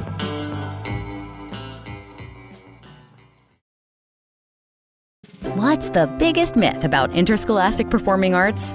That you have to be the most talented or experienced to participate. The truth is, anyone can be a part of their school's performing arts. There are countless opportunities for students to participate, from theater, choir, and band to speech and debate. The bottom line, if you want to perform, there's a place for you. This message presented by the NFHS and the UIL.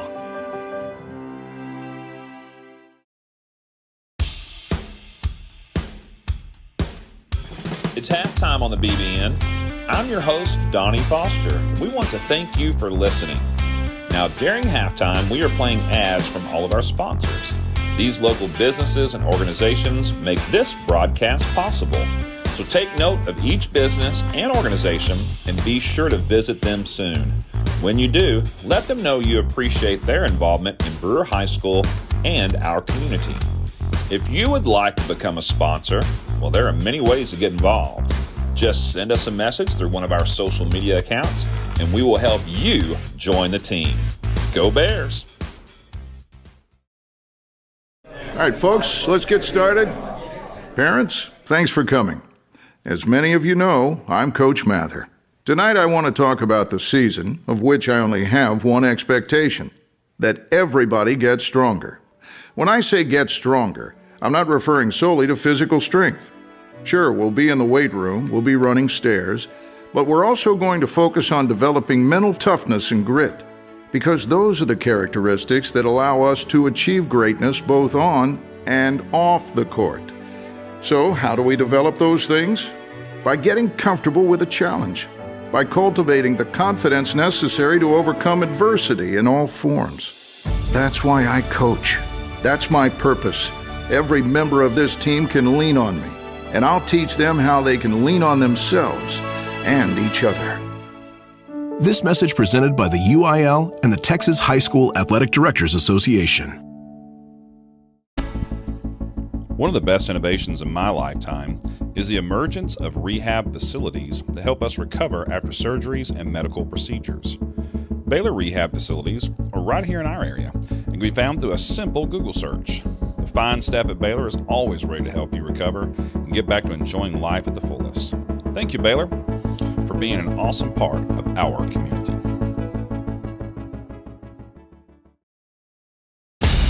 Attention high school sports fans, are you an armchair official? You know, the parent or fan who constantly yells at the referees and loves to let everyone know just how bad you think they are. Well, if you think you could do better, then get in the game and prove it. It's time for you to suit up and make the calls where they actually count.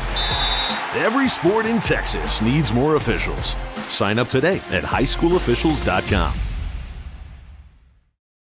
Something everyone appreciates is loyalty. We have two very loyal sponsors here on the Brewer Bear Network, and that's Chili's and EECU. Chili's Bar and Grill, located at 300 Clifford Street, one of the most popular places to eat and just hang out with your friends in the entire area. Head on over to Chili's and check out their fantastic menu and tell them you heard about them on the BBN. And of course, EECU, a fantastic credit union that takes care of all of your needs. They're located at 9350 Clifford Street. They have a friendly staff and would love for you to come in and visit them so that they can serve you. Thank you, Chili's and EECU, two of our most loyal sponsors. So let's show them some loyalty and head on over and check out their services.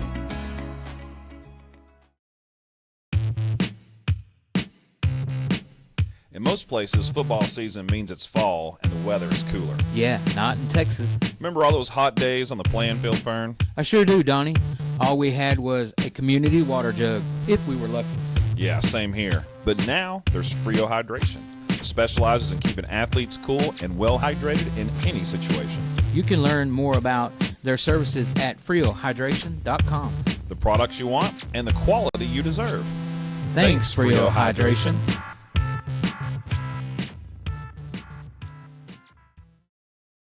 I love playing sports, especially for my school. And that's because school sports are special. It's where it's safe to fail. It's where we're taught resilience, where our fear becomes confidence. It's where we learn to get back up after every fall. School sports are where 7.8 million students go from I can't to I can. This message presented by the UIL and the Texas High School Athletic Directors Association.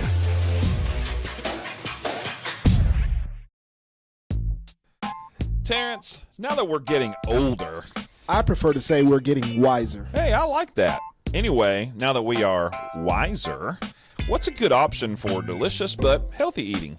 It's got to be Jason's Deli. They have everything from amazing sandwiches to delectable salads. Okay, well, we need to get over there for lunch real soon. Let's do it. The closest location is at 6244 Camp Bowie Boulevard. There are also many locations in the area, so head on over and do your old, wiser body a favor. School sports are played by humans, coached by humans, and officiated by humans. So the next time you're sitting in the stands at a school athletic event, please remember this and maintain your humanity, especially when it comes to judging and critiquing athletes, coaches, and officials. Please show your fellow humans some respect. They'll appreciate your empathy. This message presented by the UIL and the Texas High School Athletic Directors Association.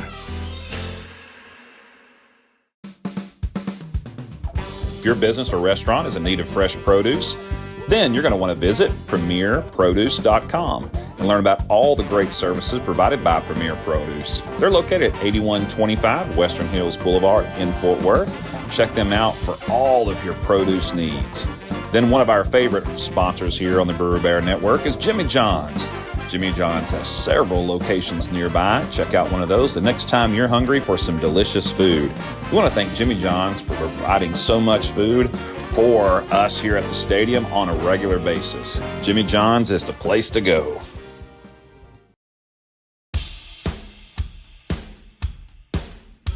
It's halftime on the BBN. I'm your host, Donnie Foster. We want to thank you for listening. Now, during halftime, we are playing ads from all of our sponsors. These local businesses and organizations make this broadcast possible. So take note of each business and organization and be sure to visit them soon. When you do, let them know you appreciate their involvement in Brewer High School and our community. If you would like to become a sponsor, well, there are many ways to get involved. Just send us a message through one of our social media accounts, and we will help you join the team. Go Bears! Man, I loved playing high school sports growing up. And it's fun being a fan now, don't get me wrong, but sitting in the stands feels like I'm missing out on all the action, you know? I wanted to get back in the game, so I signed up to be a high school official. It takes me back to my playing days. I'm supporting students, and I get paid to make the big calls. Do you want to see the game up close? Sign up to become an official in Texas at highschoolofficials.com. Why are interscholastic sports called the last classroom of the day? Because they teach students important life lessons like teamwork, accountability, and perseverance. School sports are so much more than a game. They're about developing the whole person. That's why they're an essential part of every student's education. Encourage your student to participate in the last classroom of the day. Interscholastic sports in Texas. This message presented by the UIL and the Texas High School Athletic Directors Association. Donnie, the other day I cut myself and thought I was going to need stitches. Did you go to the ER? Nah, I just put some duct tape on it and called it a day. Besides, the nearest ER is too far away. Hey, not anymore, Fern. Medical City of White Settlement is located at 9650 White Settlement Road, right on the corner. Seriously? Serious as a heart. Wait, maybe we shouldn't use the phrase during an ad for a medical facility. Good call, Fern. But when you need emergency care, call Medical City of White Settlement at 682-610-6100.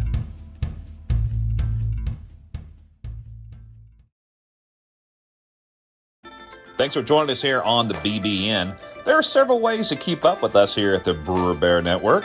First of all, you can like us on Facebook. Just do a simple search for Brewer Bear Network and you'll find us. Hit the like button, and that's a great way to stay connected. Also, we have an account on Instagram. Same thing, just search for Brewer Bear Network and follow us there, and we'll keep you up to date on all things Brewer Bear athletics. Thanks again for joining us. We appreciate you. We are the NFHS. That stands for the National Federation of State High School Associations. But really, what we stand for, together with the UIL, are the 825,000 high school sports and performing arts students in Texas. And so we stand. We stand for the runners, debate team members, and basketball players. We stand for their coaches, officials, and adjudicators. We stand for the drummers, football players, and actors. We stand for the golfers, singers, and swimmers. We stand as the national leader and advocate for these essential activities and all who participate in them and make them possible, because it is our purpose to ensure that high school students get to play, perform, and compete together. To learn more about who we are and what we stand for, visit nfhs.org. If you're like me, you love a good snack or a hearty sandwich while watching football or your favorite sports on the weekend. Well, a great place to head over to then is Charlie's Philly Steaks. They'll take care of you and they'll fill you up and you'll be excited to go back over and over again. They're located at 9521 White Settlement Road.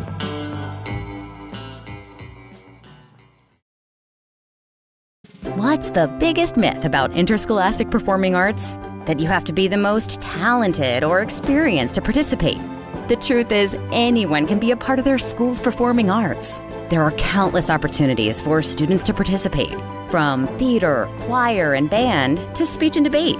The bottom line, if you want to perform, there's a place for you. This message presented by the NFHS and the UIL.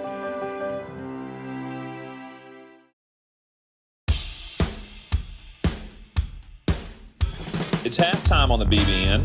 I'm your host, Donnie Foster. We want to thank you for listening. Now, during halftime, we are playing ads from all of our sponsors. These local businesses and organizations make this broadcast possible. So take note of each business and organization and be sure to visit them soon. When you do, let them know you appreciate their involvement in Brewer High School and our community. If you would like to become a sponsor, well, there are many ways to get involved. Just send us a message through one of our social media accounts, and we will help you join the team. Go Bears! All right, folks, let's get started. Parents, thanks for coming. As many of you know, I'm Coach Mather. Tonight I want to talk about the season, of which I only have one expectation, that everybody gets stronger. When I say get stronger, I'm not referring solely to physical strength. Sure, we'll be in the weight room, we'll be running stairs, but we're also going to focus on developing mental toughness and grit, because those are the characteristics that allow us to achieve greatness both on and off the court. So, how do we develop those things? By getting comfortable with a challenge, by cultivating the confidence necessary to overcome adversity in all forms. That's why I coach. That's my purpose. Every member of this team can lean on me, and I'll teach them how they can lean on themselves and each other. This message presented by the UIL and the Texas High School Athletic Directors Association. One of the best innovations in my lifetime is the emergence of rehab facilities that help us recover after surgeries and medical procedures. Baylor Rehab Facilities are right here in our area and can be found through a simple Google search. The fine staff at Baylor is always ready to help you recover and get back to enjoying life at the fullest. Thank you, Baylor, for being an awesome part of our community. Attention high school sports fans, are you an armchair official? You know, the parent or fan who constantly yells at the referees and loves to let everyone know just how bad you think they are. Well, if you think you could do better, then get in the game and prove it. It's time for you to suit up and make the calls where they actually count. Every sport in Texas needs more officials. Sign up today at highschoolofficials.com. Something everyone appreciates is loyalty. We have two very loyal sponsors here on the Brewer Bear Network, and that's Chili's and EECU. Chili's Bar and Grill, located at 300 Clifford Street, one of the most popular places to eat and just hang out with your friends in the entire area. Head on over to Chili's and check out their fantastic menu and tell them you heard about them on the BBN. And of course, EECU, a fantastic credit union that takes care of all of your needs. They're located at 9350 Clifford Street. They have a friendly staff and would love for you to come in and visit them so that they can serve you. Thank you, Chili's and EECU, two of our most loyal sponsors. So let's show them some loyalty and head on over and check out their services.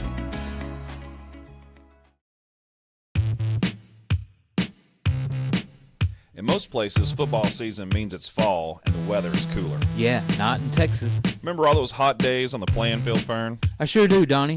All we had was a community water jug, if we were lucky. Yeah, same here. But now there's Frio Hydration. It specializes in keeping athletes cool and well hydrated in any situation. You can learn more about their services at friohydration.com. The products you want and the quality you deserve. Thanks Frio Hydration.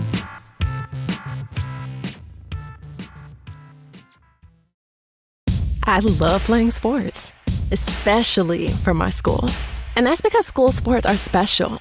It's where it's safe to fail. It's where we're taught resilience, where our fear becomes confidence. It's where we learn to get back up after every fall. School sports are where 7.8 million students go from I can't to I can. This message presented by the UIL and the Texas High School Athletic Directors Association.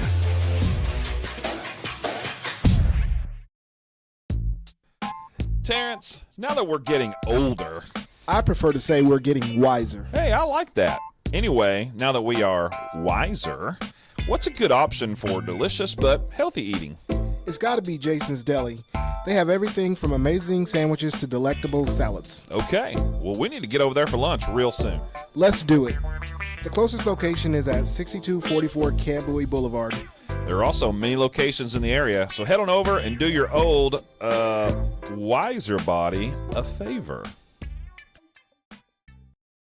School sports are played by humans, coached by humans, and officiated by humans. So the next time you're sitting in the stands at a school athletic event, please remember this and maintain your humanity, especially when it comes to judging and critiquing athletes, coaches, and officials. Please show your fellow humans some respect. They'll appreciate your empathy. This message presented by the UIL and the Texas High School Athletic Directors Association. If your business or restaurant is in need of fresh produce, then you're going to want to visit premierproduce.com and learn about all the great services provided by Premier Produce. They're located at 8125 Western Hills Boulevard in Fort Worth. Check them out for all of your produce needs. Then one of our favorite sponsors here on the Brewer Bear Network is Jimmy John's. Jimmy John's has several locations nearby. Check out one of those the next time you're hungry for some delicious food. We want to thank Jimmy John's for providing so much food for us here at the stadium on a regular basis. Jimmy John's is the place to go.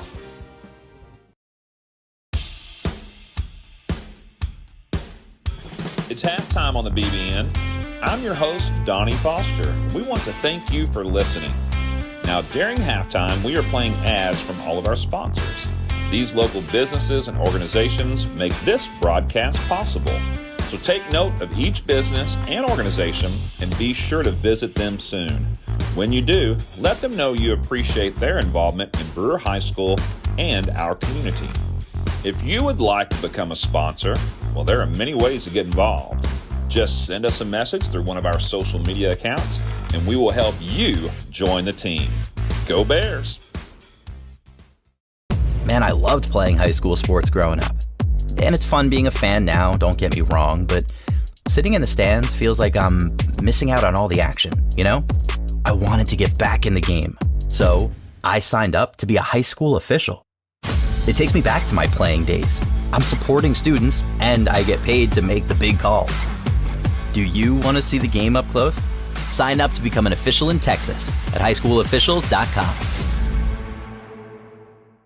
Why are interscholastic sports called the last classroom of the day? Because they teach students important life lessons like teamwork, accountability, and perseverance. School sports are so much more than a game. They're about developing the whole person. That's why they're an essential part of every student's education. Encourage your student to participate in the last classroom of the day. Interscholastic sports in Texas. This message presented by the UIL and the Texas High School Athletic Directors Association. Donnie, the other day I cut myself and thought I was going to need stitches. Did you go to the ER? Nah, I just put some duct tape on it and called it a day. Besides, the nearest ER is too far away. Hey, not anymore, Fern. Medical City of White Settlement is located at 9650 White Settlement Road, right on the corner. Seriously? Serious as a heart. Wait, maybe we shouldn't use the phrase during an ad for a medical facility. Good call, Fern. But when you need emergency care, call Medical City of White Settlement at 682-610-6100.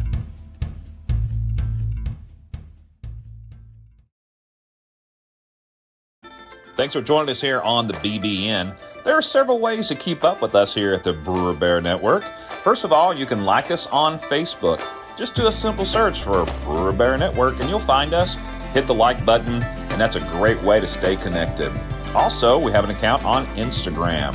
Same thing, just search for Brewer Bear Network and follow us there, and we'll keep you up to date on all things Brewer Bear athletics. Thanks again for joining us. We appreciate you. Have you noticed bad behavior has become normalized at interscholastic athletic events? Some fans seem angry. They lack civility toward one another. Some even get aggressive and unruly. Time out! What is going on? This has to stop. Let's not forget, school sports aren't just about winning. And they're definitely not an excuse to take your frustrations out on the official or the opponent. They're about teaching lessons like perseverance, respect, and empathy, so students can learn and grow as people, not just as players. We all have a role to play in setting a good example for our students and teaching them these important values. So fans, it's time to step up your game and behave positively at interscholastic athletic events in Texas. This message presented by the UIL and the Texas High School Athletic Directors Association.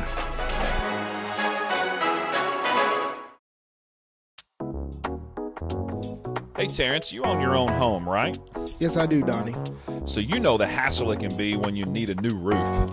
I sure do. And in Texas, with the hail, high winds, and storms, our homes take a beating. Well, that's why we recommend TXD Roofing. Texas Direct Roofing is located in Haltom City and has been in business since 2011. To schedule an inspection or install, head to txdroofing.com. Thanks, TXD Roofing, for all you do for our school. Hey Bear fans, here's some more of our great sponsors. Let me tell you about Rival Signs. They're located at 110 Jim White Freeway in Fort Worth. Check them out for all your signage needs. And of course, Raising Cane's Chicken Fingers. Visit your local Raising Cane's for all your chicken finger needs.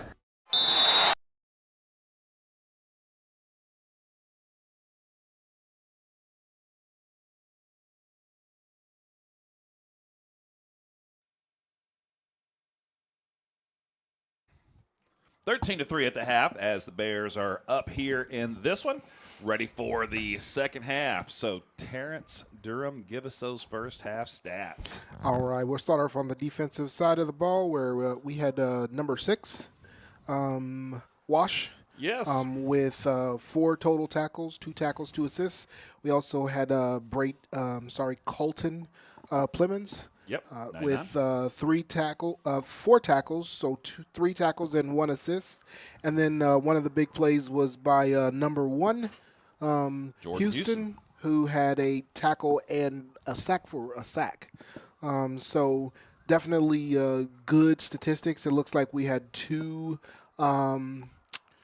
penalties in that first quarter on the defense, but after that, they played some clean football.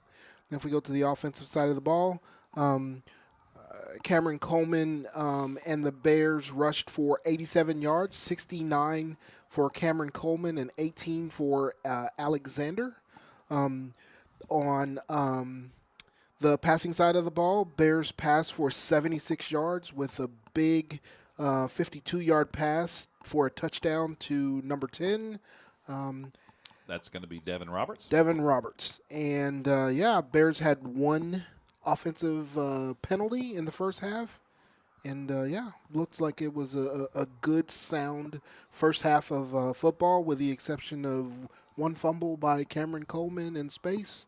And they made up for it on the next set of downs. Yeah, they did have this one special teams offsides penalty that really didn't hurt them too much. And, it'd be interesting. I think that Coleman fumble in that series probably would have led to some points. Absolutely. They were on the march. They were rolling. So that definitely may have cost them some points. But nevertheless, you're up by 10. That's right. And, first half total offense of 163 yards is a pretty good number when you're, on the road and, playing your first game of the season. First game. You know what? That big pass is what kind of balanced out the running and the passing offense. Absolutely. First game of the season, first game for new coach. New quarterback. First game for a new quarterback. New offensive and defensive scheme. And so, what you're looking for in a game like this is consistency. You're looking for execution. And we've seen that. We've seen some consistency and some execution. Not a lot of big numbers. But if you're up by 10 at the half, you can't ask for too much more than that. Yeah, you're doing something right. Yeah, quarterback is really doing a good job of getting the ball out of there. I think he had nine attempts and only 3 incompletions. So yeah, the Bears will be on defense to begin this one as they had the ball to begin the game.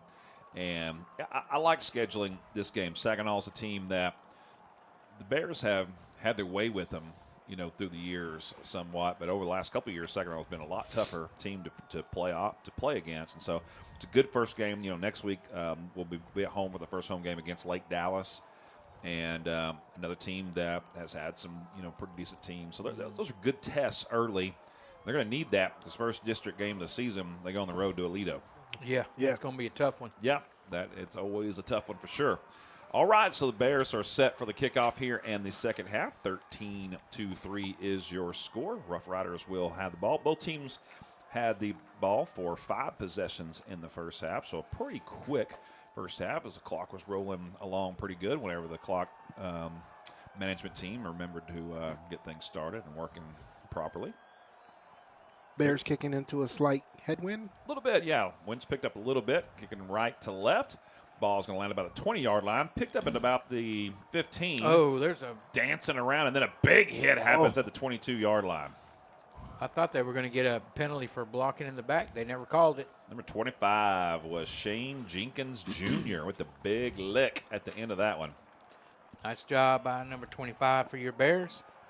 So, third quarter begins with the ball placed at the 23-yard line for Saginaw, and that's where they will start.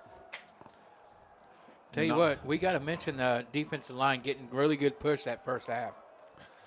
Yeah, and the 3-4 is not one of my favorite defensive alignments. It's really not.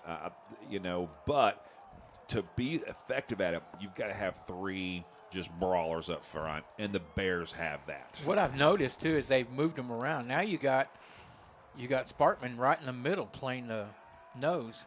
Quick little wide receiver screen falls incomplete on the first play from scrimmage for the Rough Riders here in the second half. So you had Plemons starting at nose, and then I noticed through the game they were switching them around. 22, Caleb Walker. Yeah, he was on the edge earlier. Now he's been back and forth between the middle, and you're right, move him around a little bit. But Sparkman's at the nose right now, and it's like I said, that 3-4. You live and die on those 3 guys up there, and tonight the Bears have been doing a really good job. Second down and 10. Shotgun formation for Joshua Greek. Hands it off, up the middle, hit really quick by those D linemen, and he's stopped for a short gain. Yeah, looks like that's going to be Sparkman initially on the tackle, number 50, as well as number 99, Clemens. They gave him a yard on the play, 3rd and 9, so big third down play here early. Bears trying to steal the momentum and keep it and impose their will on the Rough Riders here in the second half. Trips left, one right for the Rough Riders, one tailback in the backfield along with the QB. The tailback moves from left back over to the right, 3-step drop, looking downfield, firing deep, has a man, but good defense. Bears almost picked that one off. Yeah, that was close. Good job by number 5 on that, Caden Foster, on that protection there. I got a feeling we're going to say Caden Foster a lot this year. I believe so. He has been right where he needs to be all night long. All right, so it's going to force a 4th and long, so it's going to be a punt here for the Rough Riders. Deep man for the Bears will be standing just inside Bear territory at about the 40. And, again, we watched their kickers before the game. Not strong. Neither one of them have a lot of, strong leg. And so not expecting a long punt here. So the Bears should get really good field position. I believe that's number 6, Demarion Walsh, back for the Bears. And as I say that, pretty decent punt. Fielded at the 39-yard line. Will be returned. That's Foster. Gets to the outside. Breaks 1 tackle, 2 tackles, 3 tackles, 4 tackles. Reverses field. Stiff arms. He's got a blocker to the 50, to the 40, down the sidelines. He's trying to stay in bounds. He does. Cuts back inside of the 20. Then he's out of bounds just inside the 20-yard line. Boy, I tell you what, that's Caden Foster. That's not number 6. That's number 5 running that back. Caden Foster, number 5 for the Bears. Yeah, running back. 40 yards on the return. That was a great return. Yeah, I thought a second there it was Walsh, but no, it was Foster. Yep. After the big play defensively. I believe you are going to be right about that, Donnie. We're going to be calling that young man's name quite a bit. So he fielded that right at the 40, runs it all the way to the 20. So 40-yard return? Yeah. And he covered both from sideline to sideline. Boy, that is a shot in the arm for the Bears. That's energetic right there. Okay, so 10:41 to go. Bears take over at the Saginaw 20-yard line. Handoff to Coleman up the middle. Barreling forward. He picks up 3 or 4. Yeah, it's a good job by Coleman to keep them feet moving. Good job by the Bear offensive line to get a good push as well. Yeah, Caden Foster, man, with a great return on that one. And it looked like he's going to take it all the way. Gets the ball down to the 20-yard line. Coleman with the first carry, picks up 4. A little 3.5 yards on that one. Second and about 7 to go. Handoff. Coleman inside, hit at the line of scrimmage, actually in the backfield, and he has to fight to get back to the line of scrimmage. And he may have picked up a yard or 2. I think he gets him 1. No, he got him 2, didn't he? Yeah. Wow. Because you're right. He got hit right at the line of scrimmage and was able to go forward for 2. Yeah, he's so big and strong that he's just able to keep those legs moving and power forward. Hard to bring him down. So it is 3rd down and about 5 to go. Ball at the 15. They've got to get to the 10. Colton Riles flanked by 2 running backs. Now he's trying to set up a screen. He's got it to Coleman. Right, left side, up the middle, barreling forward. Touchdown Bears. Cameron Coleman with the touchdown. That was a great setup. 15-yard touchdown reception. Beautiful screen set up Colton Riles rolled out to his right and then throwing back to the left on the screen, set up perfectly, and just followed his blockers right into the end zone, barely touched. Yeah, with pressure. That young man got the ball off just in time with pressure. That's a beautifully executed play right there. I mean, we just talked about it. You want to see execution and consistency. All right. Speaking of consistency, the Bears have consistently now missed 2 extra points. Yeah, and both of them been blocked. Yeah, that's the thing. We gotta sure that up. The Bears have also consistently thrown 2 touchdown passes in this game. And that's more than we've seen in a while. We're used to seeing that run for a touchdown, but it's good to see that pass. Yeah, and that's the dynamic nature of a player like Cameron Coleman, because he can be a threat out of the backfield, and so Yes. you're going to freeze some linebackers back there, and then you can turn and throw the ball to him in space. Yeah, I mean, the last touchdown to Roberts, that was I watched the defense, and as soon as Cam floated outside, you had 3 players following him, which left Devin to get behind everybody. And that's what he does. We knew Mr. Cameron Coleman was going to be handling the ball quite a bit in the backfield. And when you know that's going to happen, what makes a difference on whether or not you're going to have a successful season is can you balance it out with the run, the pass. Yeah. And the Bears have done a good job of that tonight.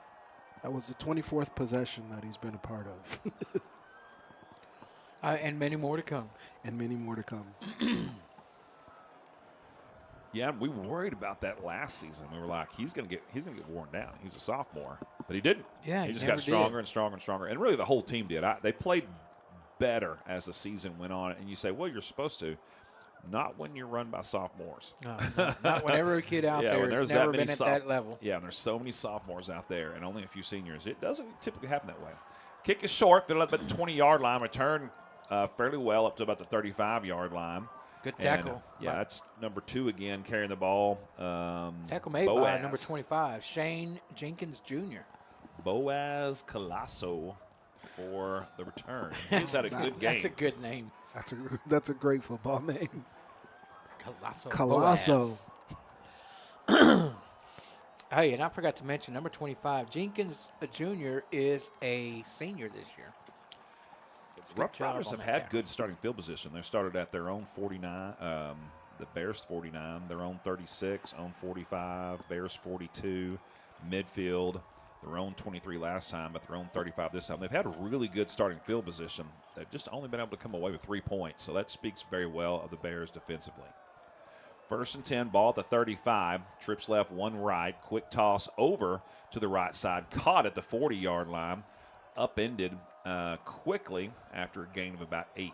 That's Braylon Reed, number 21 for the Bears, on that tackle. He thought I guess that kid thought he was going to run over Braylon. Braylon kind of just went under him and flipped him over him. Give him a gain of 7 on that one. 2nd down and 3. Quick toss left, overshot, and falls incomplete. Bears were there, though. They sniffed that one out pretty well. Yeah, closest Bear there besides Houston, number 1, was number 12, Kerrigan. Both these teams really relying heavily on the wide receiver screen or the tailback screen or the crossing routes tonight. Really the one long pass was the one from to Devin Roberts. Yeah, Devin Roberts. And I'll tell you, the Bears have come out on top just because they've been able to consistently run the ball a little bit more. 3rd and 3, big play. Wide receiver screen, caught, set up, tackle, big tackle, yards short of the first down. Nice tackle. That's number 50. Sparkman. Jovan Sparkman. Chased him down from behind and leveled him a yard and a half short. They're going to go for it. I like, hey, 4th down in their own territory. Riverboat gambling. 4th and 1.5. Can they get it? Bears looking for a stop. Uh-oh. Looked like they tried to get him to draw off. Joshua Greek getting some final instruction from the sideline. Here's a snap. Handoff inside. Hit at the line of scrimmage, but he breaks free and gets the first down and more up near midfield of the 49. Thought they had him there. 5-yard gain on that one. They hit him right at the line of scrimmage, but he had a little bit too much momentum. I saw 12 get up, but I'm not sure who else was on that. So 12, that's going to be Kerrigan on that tackle. Jaden Kerrigan. 1st down ball at the Rough Rider 49. Greek with the 5-step drop this time. Steps up in the pocket. Fires. Has a man in the middle of the field. He was open. Threw it behind him, and he just couldn't come up with it. It's a ball a young man should have caught, though. That was Boaz. Again, Colasso. A little thrown behind him just a little bit. Had to slip down and try to make the catch, but it went in and out of his hands. Kind of hit him in the helmet. I think that's what caused it. Yeah, he's laying flat on his back. It's tough reaching back. So. Catch he could have made, and he'll say, I could have made that catch, but it was a tough one. So 2nd and 10. This time Clemens lines up on the far right side of the line of scrimmage. He's way out there. And he's also lined up offside, so now he backs up. 2nd and 10. 3-step drop in the pocket. Firing deep. Wide open. And dropped it. Number 16. He heard footsteps. He was wide open for a huge play. Well, I tell you what, number 5, Caden Foster, was ready to tattoo him. Yeah, he was going to get him a nice tattoo. Full body. Full body. That was, well, I'm trying to see who that was. I thought it was number 16. But yeah, I thought it was 16 as well. Okay, Kenneth France. But he's listed as a linebacker. Oh, you know what? That's the wrong roster. Derek Harris. Drop that one. Excuse me, guys. First game. All right, 3rd and long here. 7:59 to go in the third quarter. 19-3, Bears on top. Quick toss, caught. 45, trying to break free. Tackled right near the line of scrimmage. Yeah. It's going to be real He's just close. Shy of it. Bears almost tackled him forward for enough yardage for the first down. But they do stop him a yard short, so it's 4th and 1. Yeah. And surely they're going to go for it. Yeah, now. I think they have to. They've already gone for it deep in their own territory, so why wouldn't you now that you're in Bear territory? Ball at the 42-yard line. They've got to get just about 3/4 of a yard. Bears showing blitz. 13 seconds on the play clock. This has been one of the struggles for Saginaw tonight. See if they call an early timeout. They better hurry. They called that timeout. They burn those timeouts early in the halves, don't they? Clock was down to 6 seconds. You were on top of that, Donnie. He called that one quick right after you said that. And that's just one of those things that hurt them in the first half. Well, let's hope it turns out to hurt them here in the second half as well. But at the same time, 4th and 1, you got to make sure you have the right play call. Now, I hope we're not giving anything to the coaches up here in the press box next to us when we're saying that the clock is running down. Because they're fans. They're watching us. If they've got their on YouTube. What are those? That would be interesting. Now, we're on a 20-second time delay. Okay, perfect. So we're good. But what are those little radar things, the parabolic microphone? Oh, right. I guess you could put one of those and pick up what we're saying. But if your strategy is to listen to us, you're really messed up. You're going to have a short career. That's all I'm going to say. It's not going to be long. Well, just on the play clock. It's easy to forget about that. All right. Well, where they mark the ball, it's like less than a yard. There we go. 4th and less than a yard. 7:14 to go in the third. Big play right here. Bears bunch it up on the line of scrimmage. Handoff, fake. Quarterback keeper. Oh, he got stopped. He's short. Yeah. He loses a yard. The Bears will take over. Boy, that's number 11 on the tackle for the Bears. Let's see who we got there. Malachi Barr on that tackle for the Bears. Number 1 in there as well, Jordan Houston. Yep, He was right in on that. So turn it over on downs. Do the Saginaw Rough Riders. Good job by that Bear defense. Bears take over on their own 48. Actually, their own 43. 43, yep. So 7:09 to go here in the third quarter. Bears get a big stop. They get a touchdown pass on their first possession of the third quarter. They get a turn it over on downs on their first possession defensively. And now we're set and ready to roll again. 3 wide receivers. One comes in motion. Handoff, backfield. Hit quickly. Short gain as he's bunched up there at about the 45. Yeah, I think he got maybe 2. Maybe one. I'm not sure. Was that Coleman? Yeah, I think it's.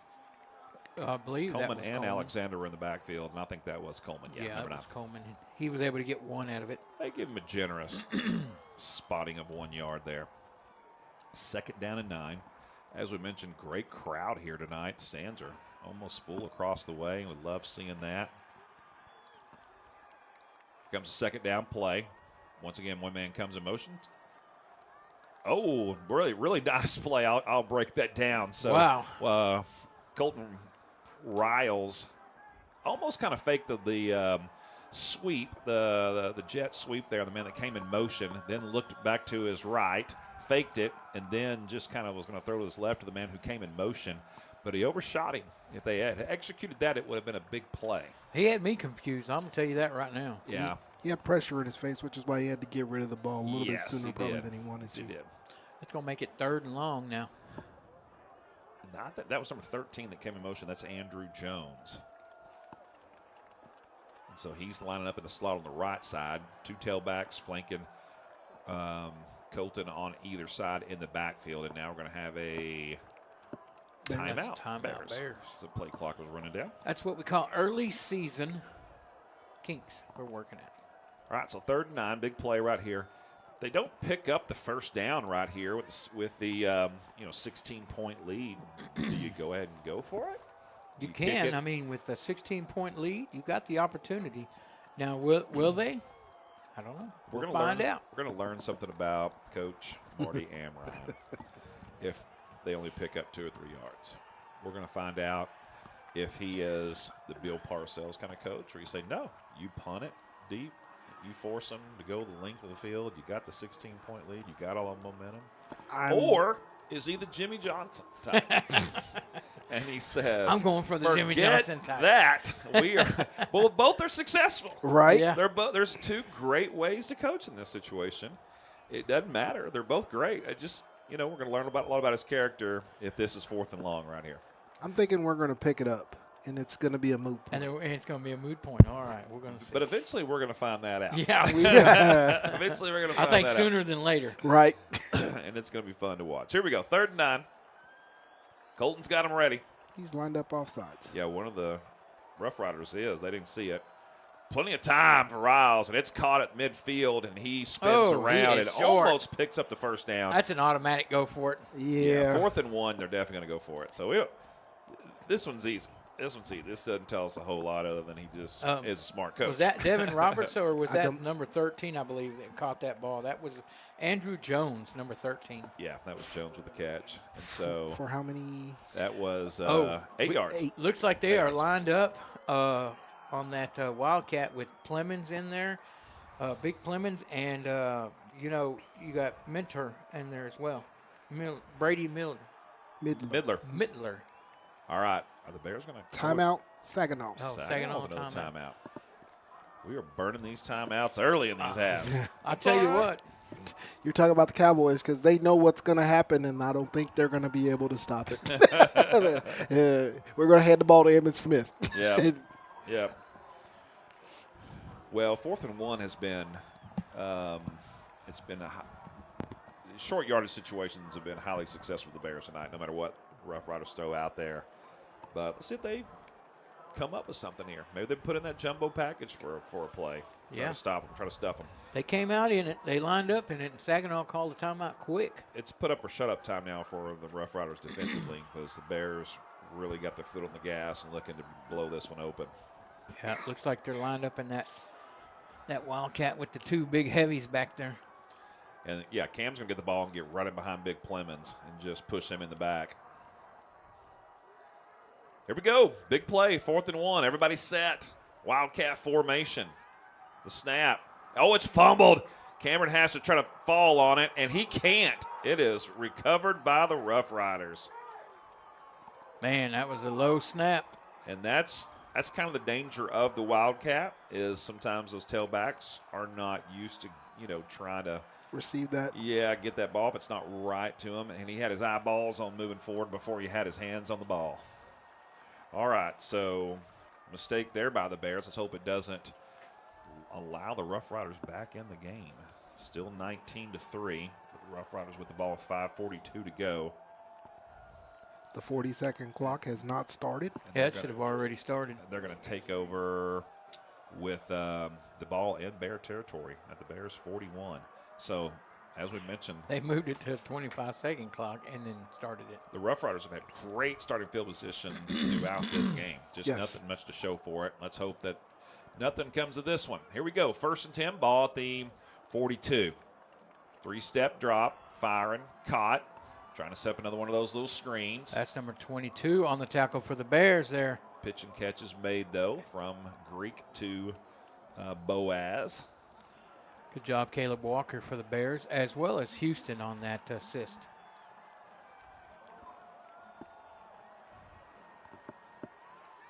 Now, Greek has not thrown to those outside receivers, but I think once all game. And so Bears can really kind of keen on those slot receivers. Clemens was held on that one. Nice run up the middle, though, by number 4. And he breaks it to the outside, and he could go all the way. Breaks it back to the inside, and he's tackled but falls into the end zone. It's going to be a touchdown, Rough Riders. Yeah, it's a good job by the running back to make several good cuts. That is a 37-yard run. Well, that fumble let him back in there. Clemens was held on that play as he was breaking free. They were grabbing him from behind, and so he would have made the tackle. He would have made the stop. He would have put a hand on him and slowed him down. Play clock still hasn't started. All right, so the Rough Riders are going to line up and go for 2 as it's 19-9, trying to make it an 8-point game here with this 2-point conversion. Snap is low but handled, now under pressure, and tackled back. That's Houston. In the backfield is Joshua Greek by Jordan Mr. Houston. Jordan Houston. That would be considered a sack. Nice job by that young man The there. second one of the game. So I'm going to call an audible here. Is it 19-9? Is that what the score is? Yes, 19-9. I gave us an extra point. Yeah, we have missed both of our extra point tries tonight. That's such a weird score. 19-9.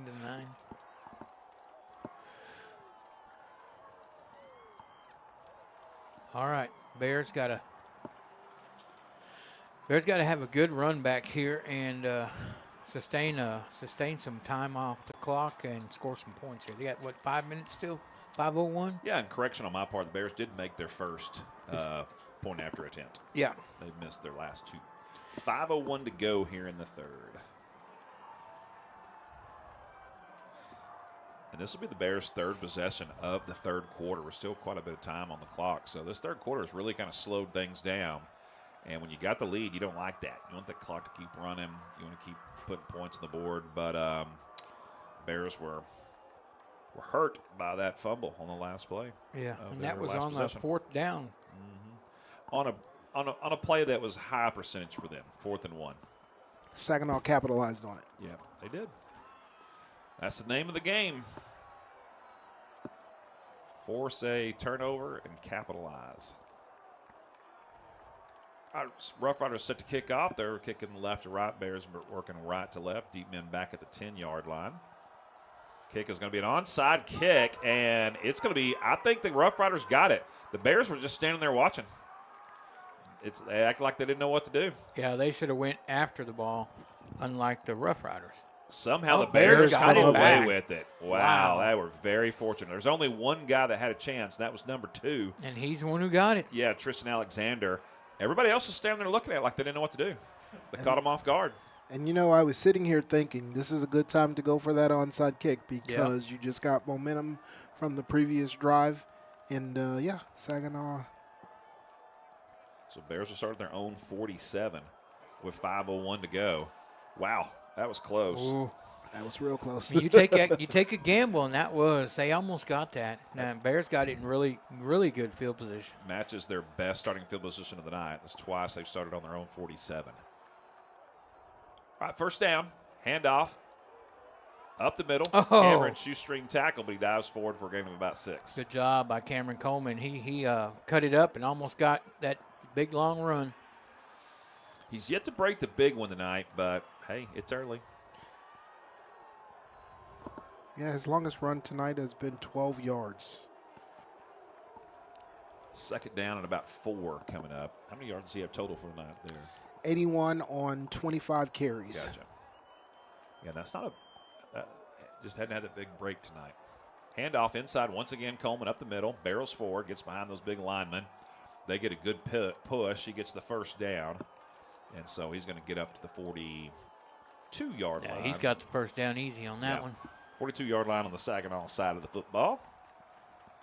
That's kind of the chance you take. Bears got a half a field to work with and a really good running game that's been on tonight.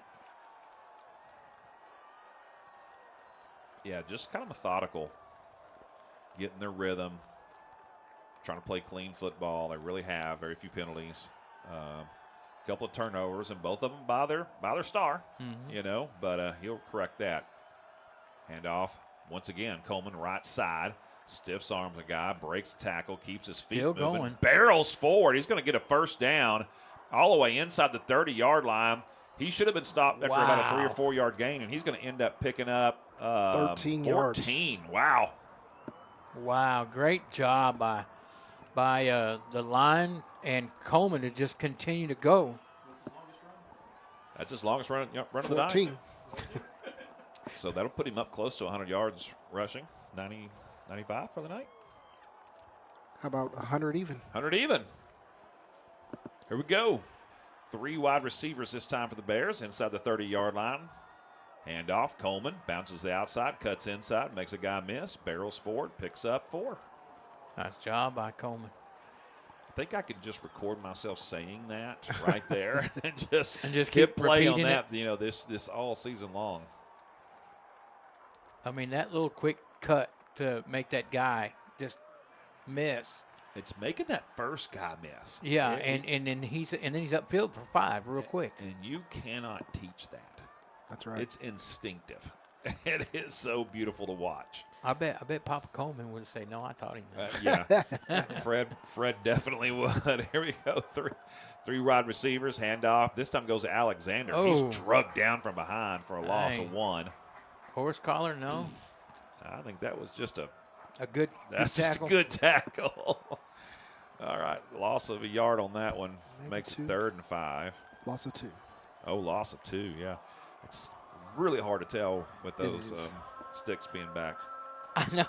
It's still throwing me off watching them back so far away from the sideline. That's why you got your stat man here. Yeah, I'm glad you're here. Alexander checks out. He kind of spelled, well, now he stays in. I thought he was going to check out for a minute after spelling Coleman on that one, but he stays in. 21 checks out. 3rd down play, handoff. Coleman. Up the middle. Coleman, he's got the first down and more inside the 15-yard line all the way down to the 14. That's going to be a 1st down Bears. Good job by number 9 on that carry.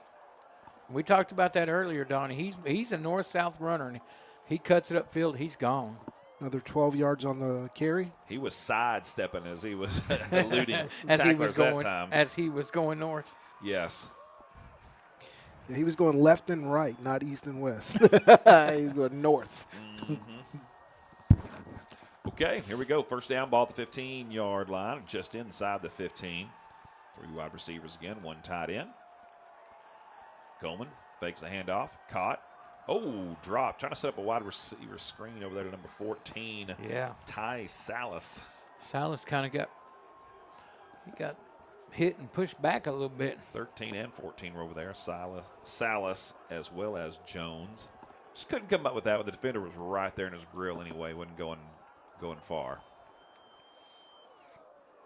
2nd down and 10. I'm going to have to fix my spreadsheet because Coleman's getting so many rushing yards. Devin Roberts is on the far side. Handoff up the middle, barreling forward for about 5. Nice game. That's Coleman, I believe, again. I believe you're right again. Alexander was back there as well, but Coleman gets the carry. Give him 3 on the rush from the 15 to the 12. 3 yards on the carry. 3rd and 7 coming up. It's a big 3rd down play here for the Bears. Saginaw trying to buckle down and keeping the Bears from really pulling away here late. Quick toss, right side, and it is dropped. That was Roberts over there. They were trying to set up a quick little I believe the Bears are going route, for this. And he just couldn't come away with it. Maybe not. Going to kick that field goal and extend that lead. Try to extend it from 10 to 13. 19-9 is your score with 54 ticks here left in the 3rd quarter. Bears send out the field goal team. And it's going to be officially a 29-yard attempt for Mr. Romero Aguilar. Snap is good. Hold is down. Kick is, I think, tipped. It was tipped, and it falls short. Everything was clean, but a finger got in there. Yep. And one of the things I was watching, Fernie, when both of these kickers for both teams were warming up, is they weren't kicking the ball very high. No, you're right. They were kind of kicking line drive kicks, and though that's shown tonight with 3 blocks for the Bears tonight. Well, I tell you, if there's anything them Bears are going to work on for sure, that's going to be getting that ball up higher and blocking a little better on the extra points. And the field goals. And the field goals. Yeah. Because the Bears in their possessions have turned it over on downs. They've had a fumble. They had a 1-yard touchdown run. Then they had a punt. And then they had a touchdown with a blocked field goal attempt. They had another touchdown with a blocked field goal attempt. Then a fumble, and a blocked field goal. All right, Saginaw here. First possession. They go nowhere. Stopped right at the 20-yard line. 39 ticks to go here in the third quarter. I didn't get to see who made that tackle. I did not either. Worst starting position. It was a slew of Bears. A host of Bears. It was a host. Plemons was was definitely in in there? the middle of it. You can give an assist to Plemons and Sparkman. And maybe even Walker as well. Yeah, Can you give him a 22. third of a tackle? They all get an assist. 2nd and 10. Quick toss. Caught. Number 7. Tackled from behind. Nice play that time by the Bears defensively. Yeah, that's number 22 right there. Yep. That's Walker. And, man, Walker off the line and then coming over to make that tackle on a wide receiver screen almost to the sideline. That is an incredible play. All right. Nice job. That's going to do it for the third quarter, 19-9. We'll take a quick break and be right back.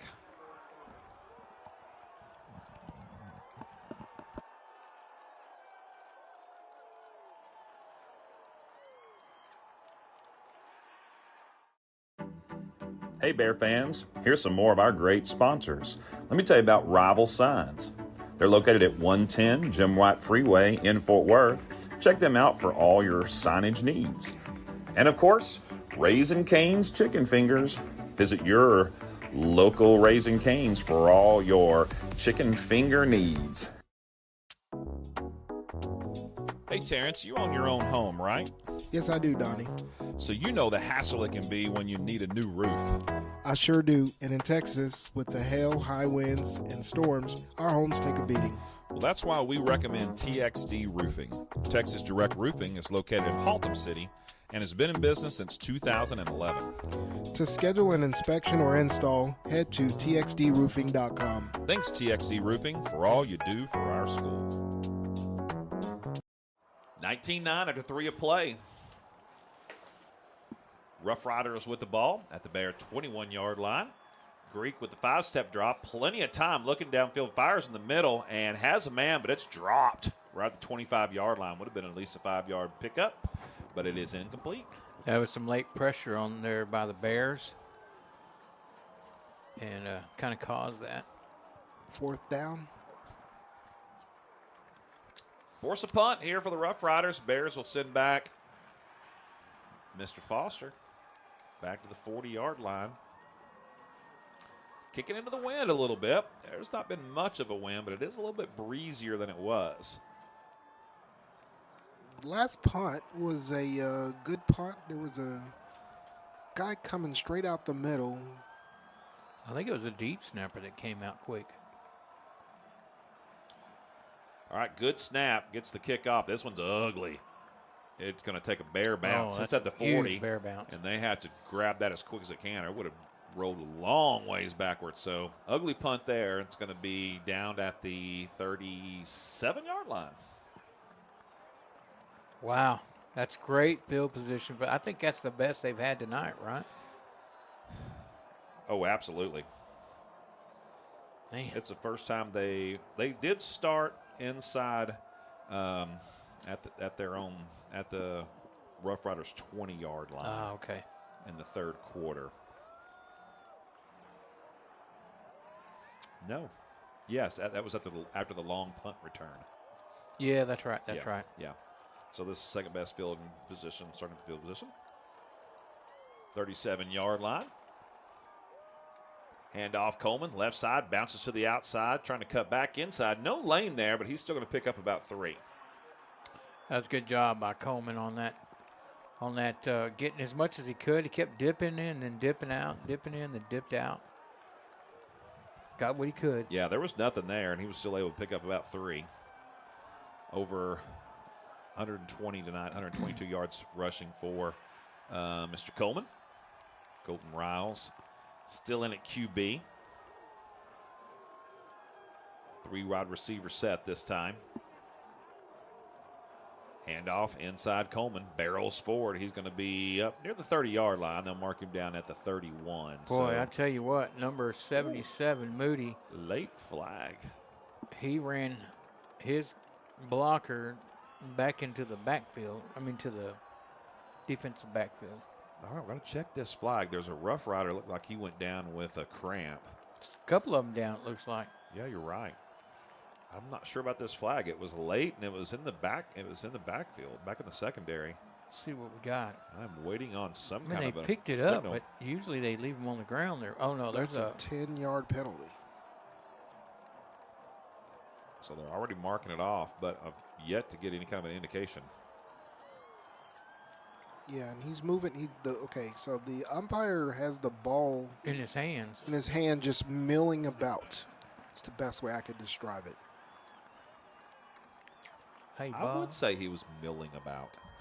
Bob, what I saw was it's going to be against the Rough Riders. Okay, it's face mask. I don't know where that. How was there a face mask on that play against the defense? I have no idea. 15-yard penalty. I was watching big number 77 pushing one guy back about 15, 20 yards. That That's was what I saw. weird. Well, we'll take it. Ball goes up to the 16-yard line. I have no idea how there was a face mask on that play when no one was even being tackled, really. All right, here we go. First down, ball at the 16. 3 wide receiver set. Golden Riles in the backfield. He hands off to Coleman.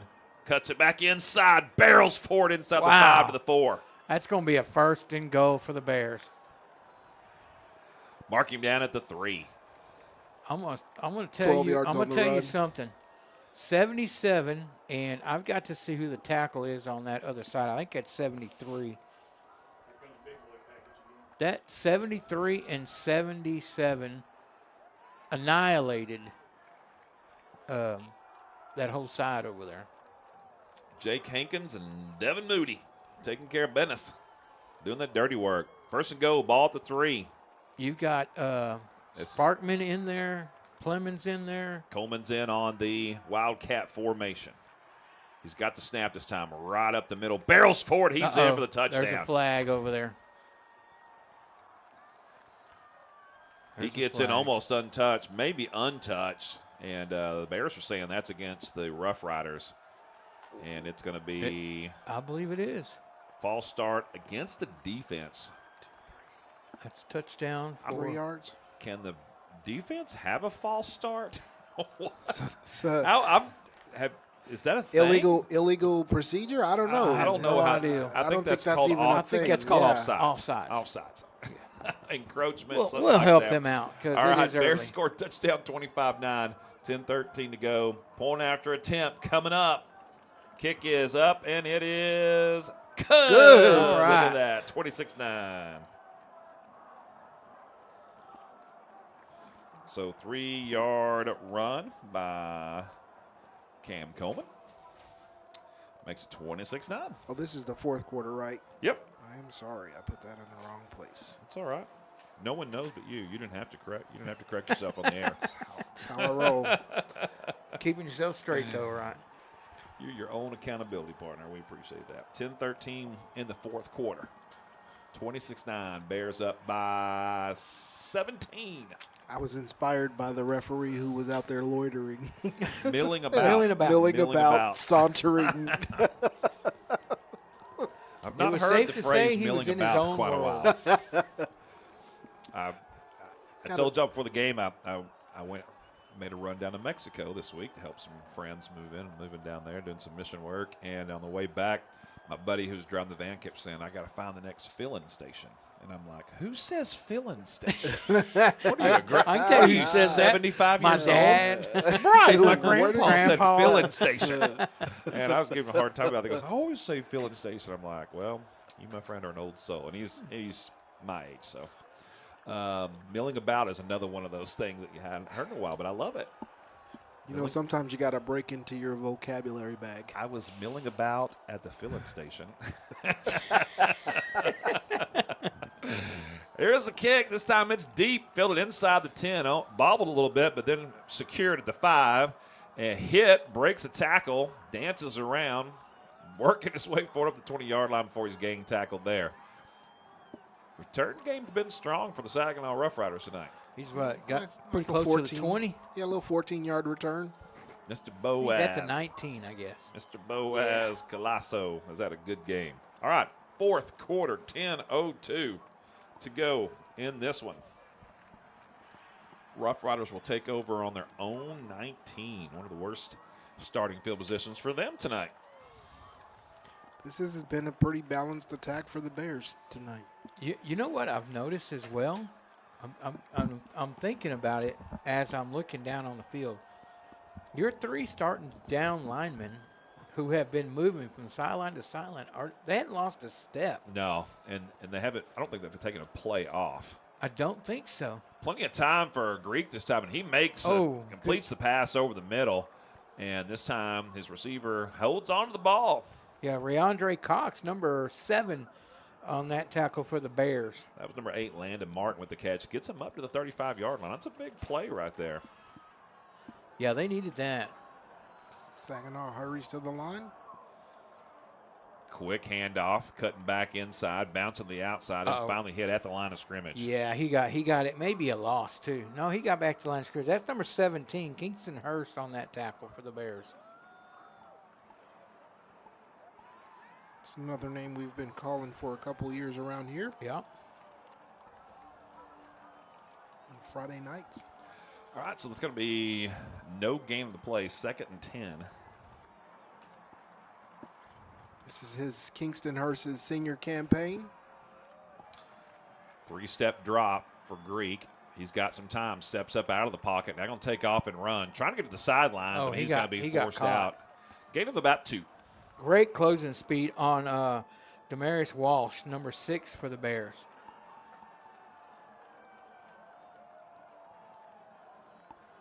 Who else is playing tonight?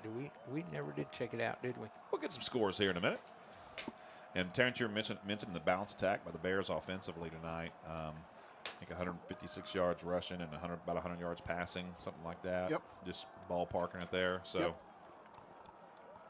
nice. That's pretty good. Balanced attack. That's pretty good. You'd like to see them get 400-plus yards of offense, and I think they're going to get it before the night's over. 8:21 to go here in this one. 3-step drop for there's a hold. The quarterback. Tosses it downfield. Caught. Breaks a tackle down the sideline. Tries to cut it back inside, but he's finally brought down at about the 35-yard line of the Bears.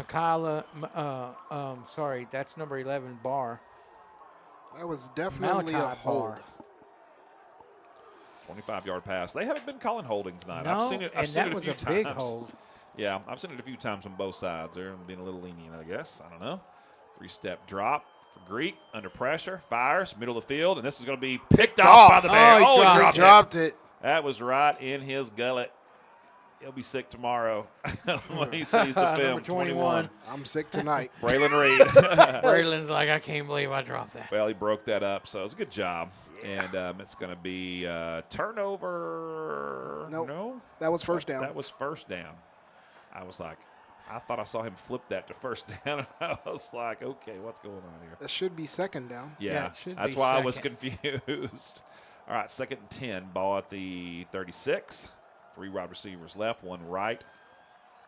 Quick drop, pass. Is in and out of the hands of Boaz. I tell you what, but Boaz has had him a good game, but he's dropped a few that he should have caught. Yeah, he's definitely not doing his quarterback any favors. No, and listen, he's had a pretty good game tonight, Joshua Greek. He really has. We're not keeping up with his stats, but he's had a lot of drop passes that he has put, and he's dropped dimes. I mean, he's just put it right where it needs to be. 3rd and 10. Even if they were a little off, they were catchables. And they're forced to throw this ball. Yeah, and he's had a couple of bad tosses, but that's going to happen. 3rd and 10.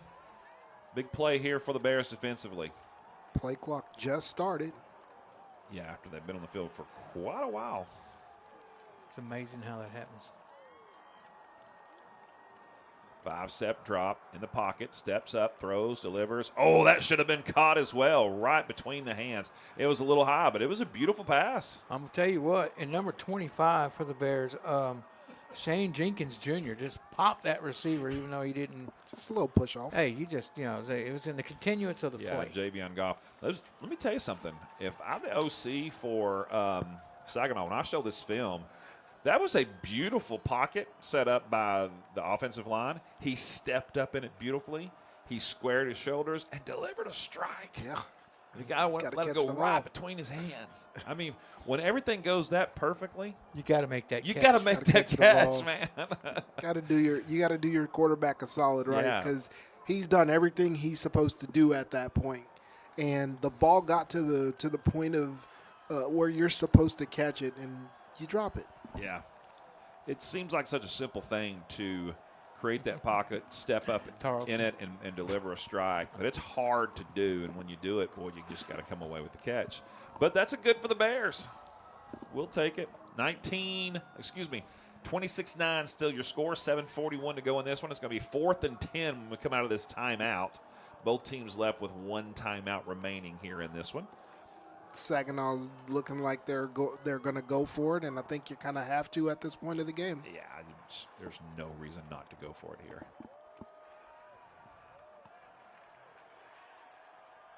Joshua Greek back out on the field along with Elijah Irvin in the backfield and 4 wide receivers around him.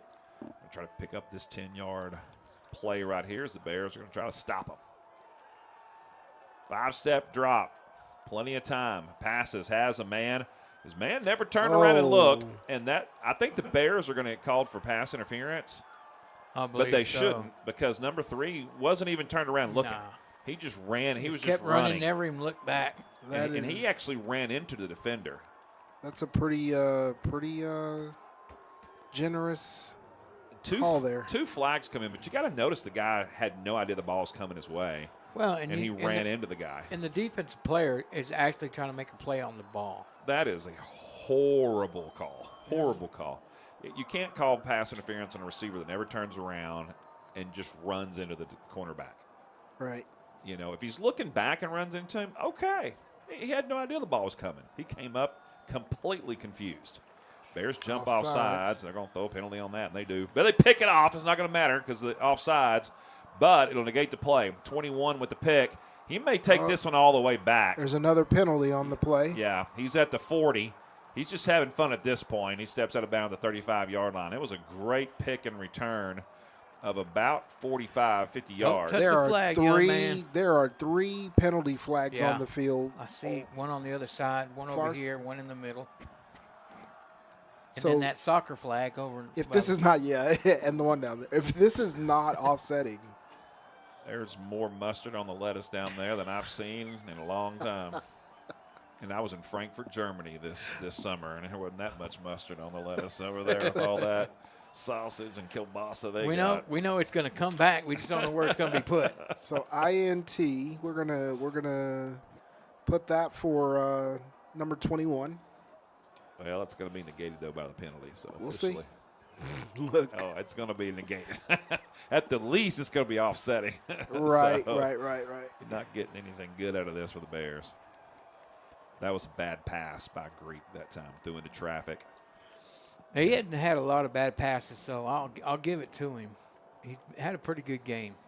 Offsides defense declined. Yeah, we knew about that one. Block in the back, declined. They're all against the Bears. Another offsides. That one's accepted. So they accepted the 5-yard offsides, but not the block in the back. Yeah, I would have accepted the block in the back. Well, no, I guess because you can't in that it was because during it's the return. on the return. Yeah, and you don't want they keep possession at that point. Yeah. So yeah. Okay, here we go. 5 yards forward, quick toss, caught at the 10-yard line. He sets down right there. I make that the 8-yard line. Give him a first down. So that will be a first down.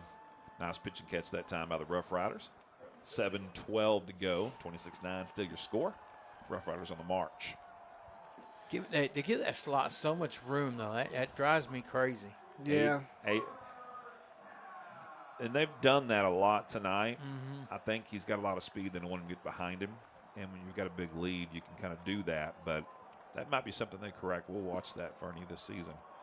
3-step drop, looking in the end zone, firing. Oh, had a man, but overshot him. Greek fired high that time. Yeah. Good pressure coming in from the outside on the Bears. Number 61 was pressuring the quarterback that time. That's going to be Cedric Harris Jr. So that cushion is a byproduct of being in that 3-4 defense because your 4 linebackers are generally not going to be up on the ball. Good observation. 6:45 to go in the game. 2 second down and about 8 to go. Quick toss into the zone. That one's picked off by the Bears. This could be returned all the way.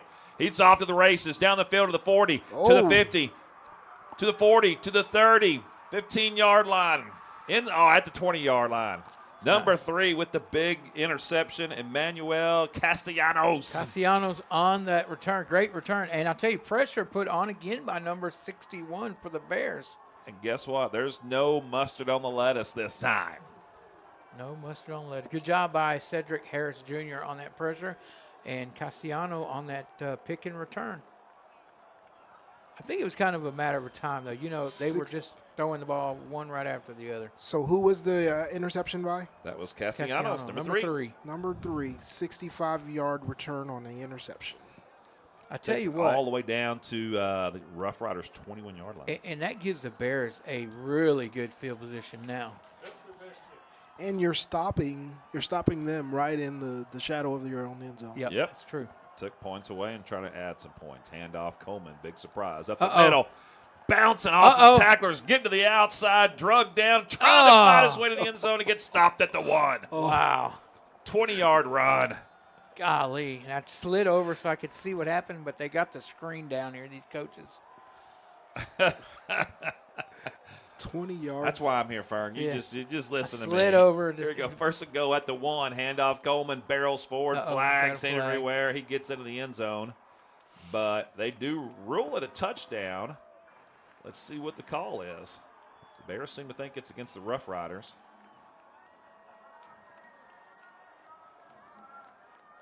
Yeah, offside against the defense. Decline.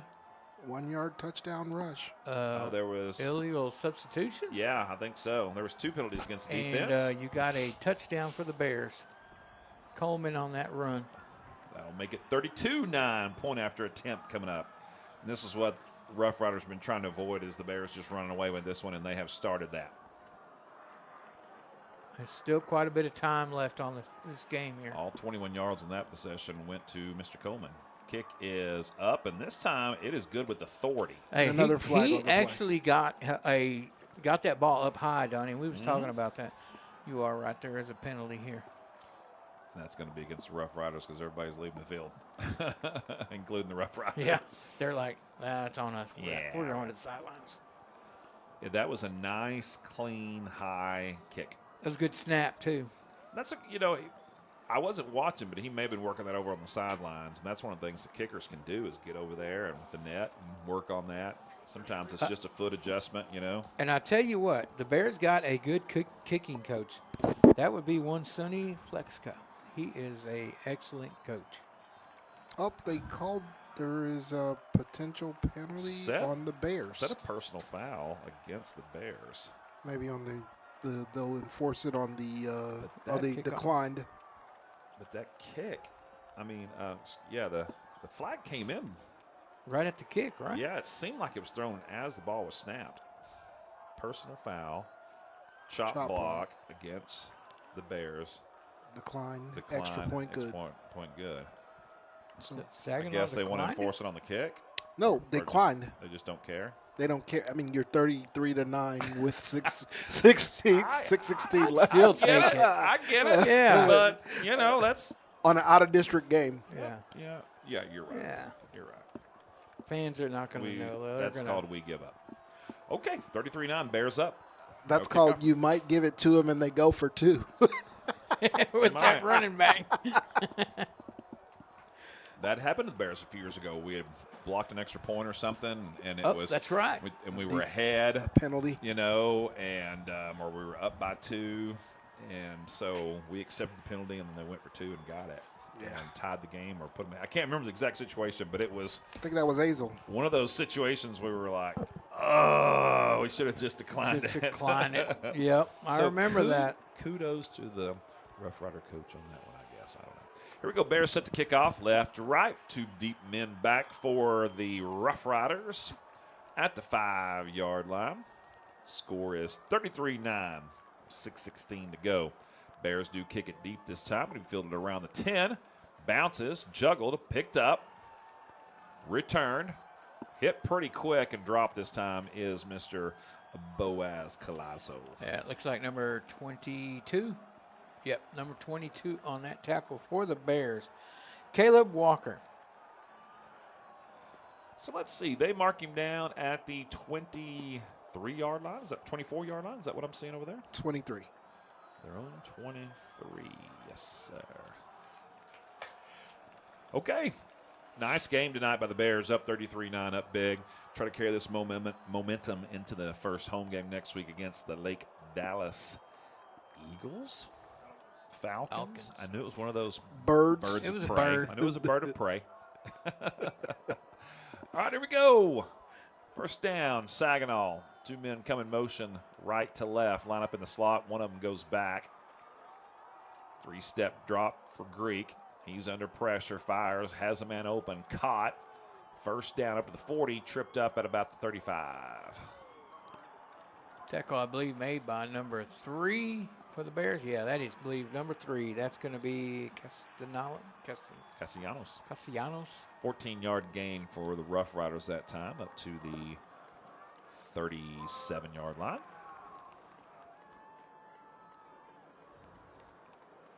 Bears finally have some substitutions in there on defense. Under pressure is Greek, but he escapes everybody and slides down. Ooh, and then he was hit after the slide. That could have been a personal foul against the Bears. Number 68 kind of got him late. I think he kind of rolled over the top of him, couldn't stop. They may have given the benefit of the doubt on that one. That's what we're going to go with. Yeah. I don't have a 68 on the roster. I don't either. 32. Oh, 32 is on that tackle? That was. That's Hicks. 58, Jaden Garcia is checked in on the line, as well as number 66, who we don't have a name for. Trying to set up a little screen. They do. They get it to number 3. Breaks one tackle. Trying to break a second one, and then he's brought down. Number 56 is going to get that one, George DeBoer. Yep, George DeBoer. And he gets the tackle on that one. Sophomore George DeBoer. Yeah, he's the other lineman that just checked in the game, along with Cedric Harris Jr. DeBoer, they got him playing down on that end, I believe, right now. So Plymouth, Sparkman, and Reed finally get themselves a little break here. All right, big hit in the backfield after the handoff. Number 61, that is going to be Mr. Cedric Harris Jr. Now listen, the Bears have backups in, but Saginaw does not. So this is a lot of our second teamers against their first teamers. Yeah, I was noticing that. I mean, everybody that's in there right now is all backups. That was a tackle for a loss. Yeah, loss of 3 on that. One's going to be second and 13. 4:42 to go. Bears up big, 33-9. Snap is low but handled. 3-step drop, stepping up the pocket. That means the Bears are rolling right. Fresh. Pass is a little low and then dropped. That's another pass that could have been caught. Got a lot of good pressure from the Bears there. Harris started that pressure. Greek was able to get outside, but he was being pursued heavily by number 56, DeBoer. Yeah. Listen, that means those 3 guys that just came in the game are fresh. Oh, yeah, absolutely. Yeah. And that's the great thing about depth and the great thing about being up. Yep. Having the benefit of doing that. All right, third and 13, excuse me. Ball at the Rough Riders 45-yard line. 3-step drop for Greek. Fires across the middle. Overshoots his man a little high and then falls incomplete. Once again, he had pressure in his face. Yes, he did. He got a lot of pressure. Yeah, you're right. And I tell you what, that was almost picked off by 25 Jenkins Jr. He was aiming for Javion Goff that time. Couldn't come up with it. So it'll be 4th and 13, and Saginaw is going to punt. So see if the Bears even send a deep guy back. They will send Foster out there. Yeah, looks like number 84, Deshaun Sargent, runs off the field. I'm going to tell you something about our meeting with the coach after this play. Here comes a snap. It's a good one. Kick is really high and really short. Thought it was going to hit the referee in the head. Takes a great Saginaw bounce of about 15, 20 yards. But that ball did not even get past the first down marker. No, but it bounced about 20 yards up. Yes, it did. So in our meeting with Coach Marty, one of the things that I love about what he had to say about this year is we're going to, coach these kids up and get them to believe that they can. And I think they believe tonight. I don't think there's any doubt about that. There was definitely a good attitude in this game. You can just sense it. There was another thing he said that I enjoyed. He said, we're going to win with what we got. Our kids. Yeah. Yeah. So that was And sometimes you make it about who's not here. Yep. And you forget about who is here. That's right. That's right. And that translates across, all of life for sure, and it certainly translates on the football field. All right, here comes the first down play for the Bears. Handoff inside. Nice run. I think that might have been Sanders with the carry up the middle. Was that? Was that? Jewels is in at quarterback, number 26. He's the backup QB, and that's the carry was number 29. Yeah, Bailey, I believe. Mikhail Bailey. Mikhail Bailey on the carry for the Bears. All right, sophomore quarterback Jewels Sanders. 9 yards on the run. Yeah, nice 9-yard carry there on first down. Bears are trying to run out the clock here, but at the same time give these young backups some good experience here of being in a game. And Saginaw still has their starters in. Sanders in the shotgun, along with Bailey in the backfield. We're going to hand it off to Bailey. He's got a little room on the right side, cuts it back inside, spins free and gets past the 50-yard line into Saginaw territory. Number 54 is down. There's a Bear down. There's a flag on the play also. Looks like 10 yards on the carry, pending the penalty. Not sure who number 54 is. Didn't make the roster. I think that's penalty against the Bears. I think that was holding against the Bears, so that'll come back. Replay second down. I think that's Brady Midler. 53? 54. 53, as the roster says, is Midler. But, yeah, I don't know who it is. I'm not sure. Yeah, look here. It's definitely number 54. 54 is listed as Midler as well as 53 in a couple different places on the roster. So we'll go to that's Midler. But you know what? He's up and walking off under his own authority. Good sign right there. Yeah.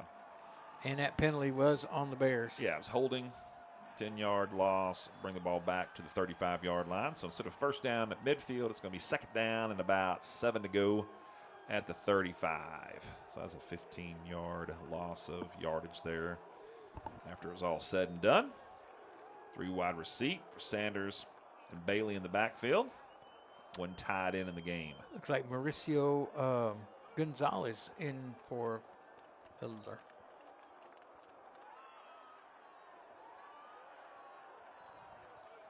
Bears let the play clock run down as much as they can, milking as much clock as it's also running. Handoff goes to Bailey. He's going to be gang tackled in the backfield for a loss, though.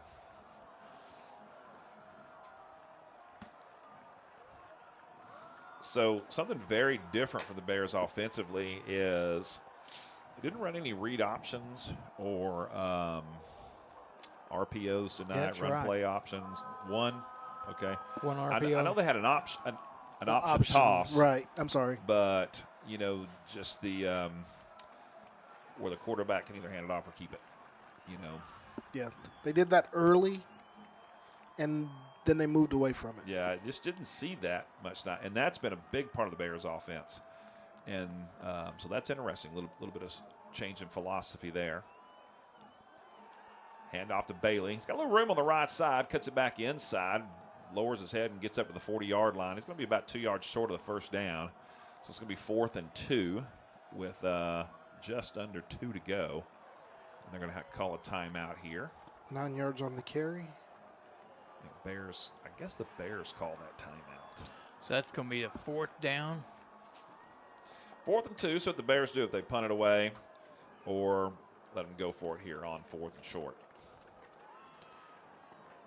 Is that 5 minutes left in the game or 2? 2 minutes. Yeah, read option is the phrase I was looking for earlier. It's first game. I'm still trying to get my vocabulary back here. So you can't use your X-ray vision and see through that screen there? I cannot.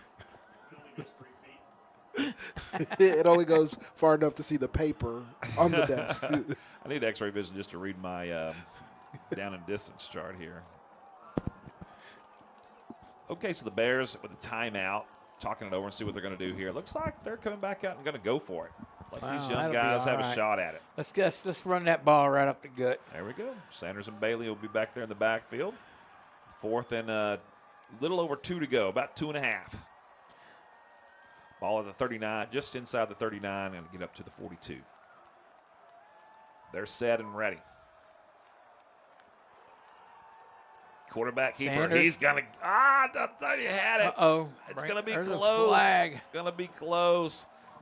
I Dip think your Wells shoulders took it off, and go. took Dip it off your the right shoulders side and go. and saw somebody big coming at him, and he looked. said, I'm going down. I'm going down. But he's right at the first down marker. It depends on the spot. Yeah, I think but there's that also coach a is penalty. yelling at him. You just tuck it and run. There's going to be a holding against the Bears. Against the Bears. The Bears. Declined. So it will be declined. So they were saying he was short.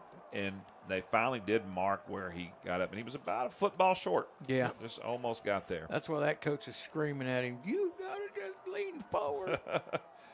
You got to measure You're that. Look at big. where the sticks are. You're 5'8". How many have we ever seen them measure in high school? Oh, see, football? now he moved it. moves it Did back. you see him move it? He moved it back. Yeah. I was fixing to say, where he's got that ball spotted. Yeah, let's move it. Wow, that was funny. They're calling us up out in the booth. Okay, so Saginaw takes over on downs. And, when you're up 33-9, I'm not separating my shoulder for a half yard either. So I'm not faulting anybody for that. Here we go. 4 wide receiver set. Shotgun formation. Quarterback. Yeah, backups now in for Saginaw. Big run up the middle by number 11. Breaks a couple of tackles and almost breaks a third, but he gets inside the 25 to the 24 for about a 17-yard Tackle run. made by, it looks like, number 32. Is it? Your eyes are better than mine at this point. It is number 32. Dominic Morales is the new quarterback for the Rough Riders that checks in. That's going to be Hicks again on the tackle. 1st and 10, ball at the 24 with 1:35 to go. Snap is high but handled. Handoff is taken. Almost slips down. Somehow maintains his balance and then runs forward and loses a half a yard. All right, tackle made by number 58. Let me make sure that's right. Yes, number 58 for the Jay Bears. Garcia. 2nd and 10 for the Rough Riders. Snap is high, but handled. Number 11 with the handoff, cuts it back inside, and he's going to be right at the first down marker. I think got just enough. Move the chains. That was number 11, BJ Canada. Number 25 on the tackle for the Bears. That's going to be Jenkins. So we had Greek and Canada tonight on Rough Riders. Handoff once again on 1st down. Trying to get the outside. Hit the backfield is Canada, and he's brought down. Yeah, brought down by number 23 for the Bears. That's a good tackle, open field tackle. Joshua Matthews. Junior Joshua Matthews. Going to see some more of him next year.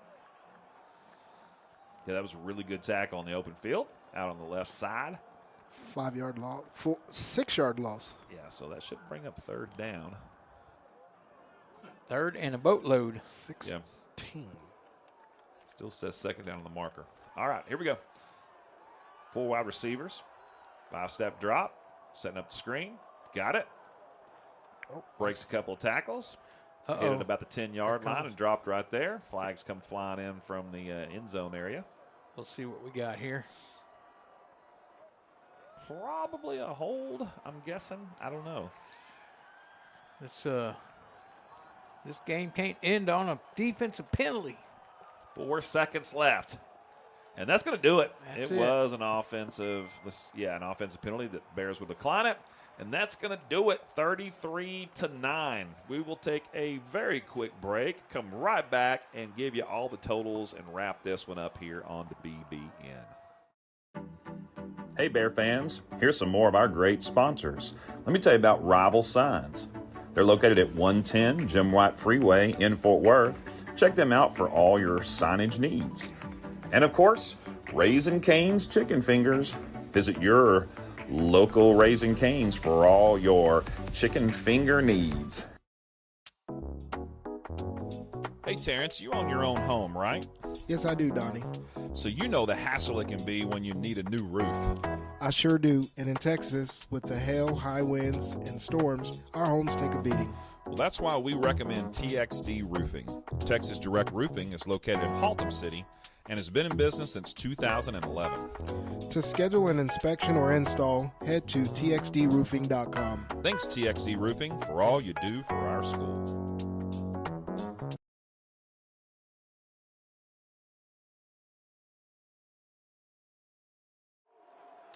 33-9 is your final, Terrence. Give us those final digits. All right, we're going to start off on the defensive side of the ball. Defensive players that had really, really good impact on the game was number 6, Wash, with 5 tackles. Number 50, which is going to be Javon Sparkman, with also 5 tackles, and Plemons with 5 tackles as well. And then I can't forget the 65-yard interception and return by number 3. Emmanuel Castellanos. Thank you, sir. And then number 1 had 2 sacks during this game. Jordan Houston. Then if we go over to the offensive side of the ball, the Bears rushed for 195 yards. Cameron Coleman rushed for 161 of those on 30 carries. 36 carries. Alexander rushed for 16 yards as well. And on the passing side of the ball, we threw for, string is not 99 yards tonight, with 72 of those going to number 10, Roberts.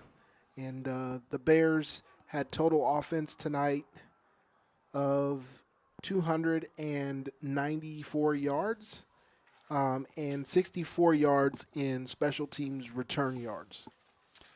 Yeah, very well-rounded game. Seems like, we were talking about consistency and execution at halftime.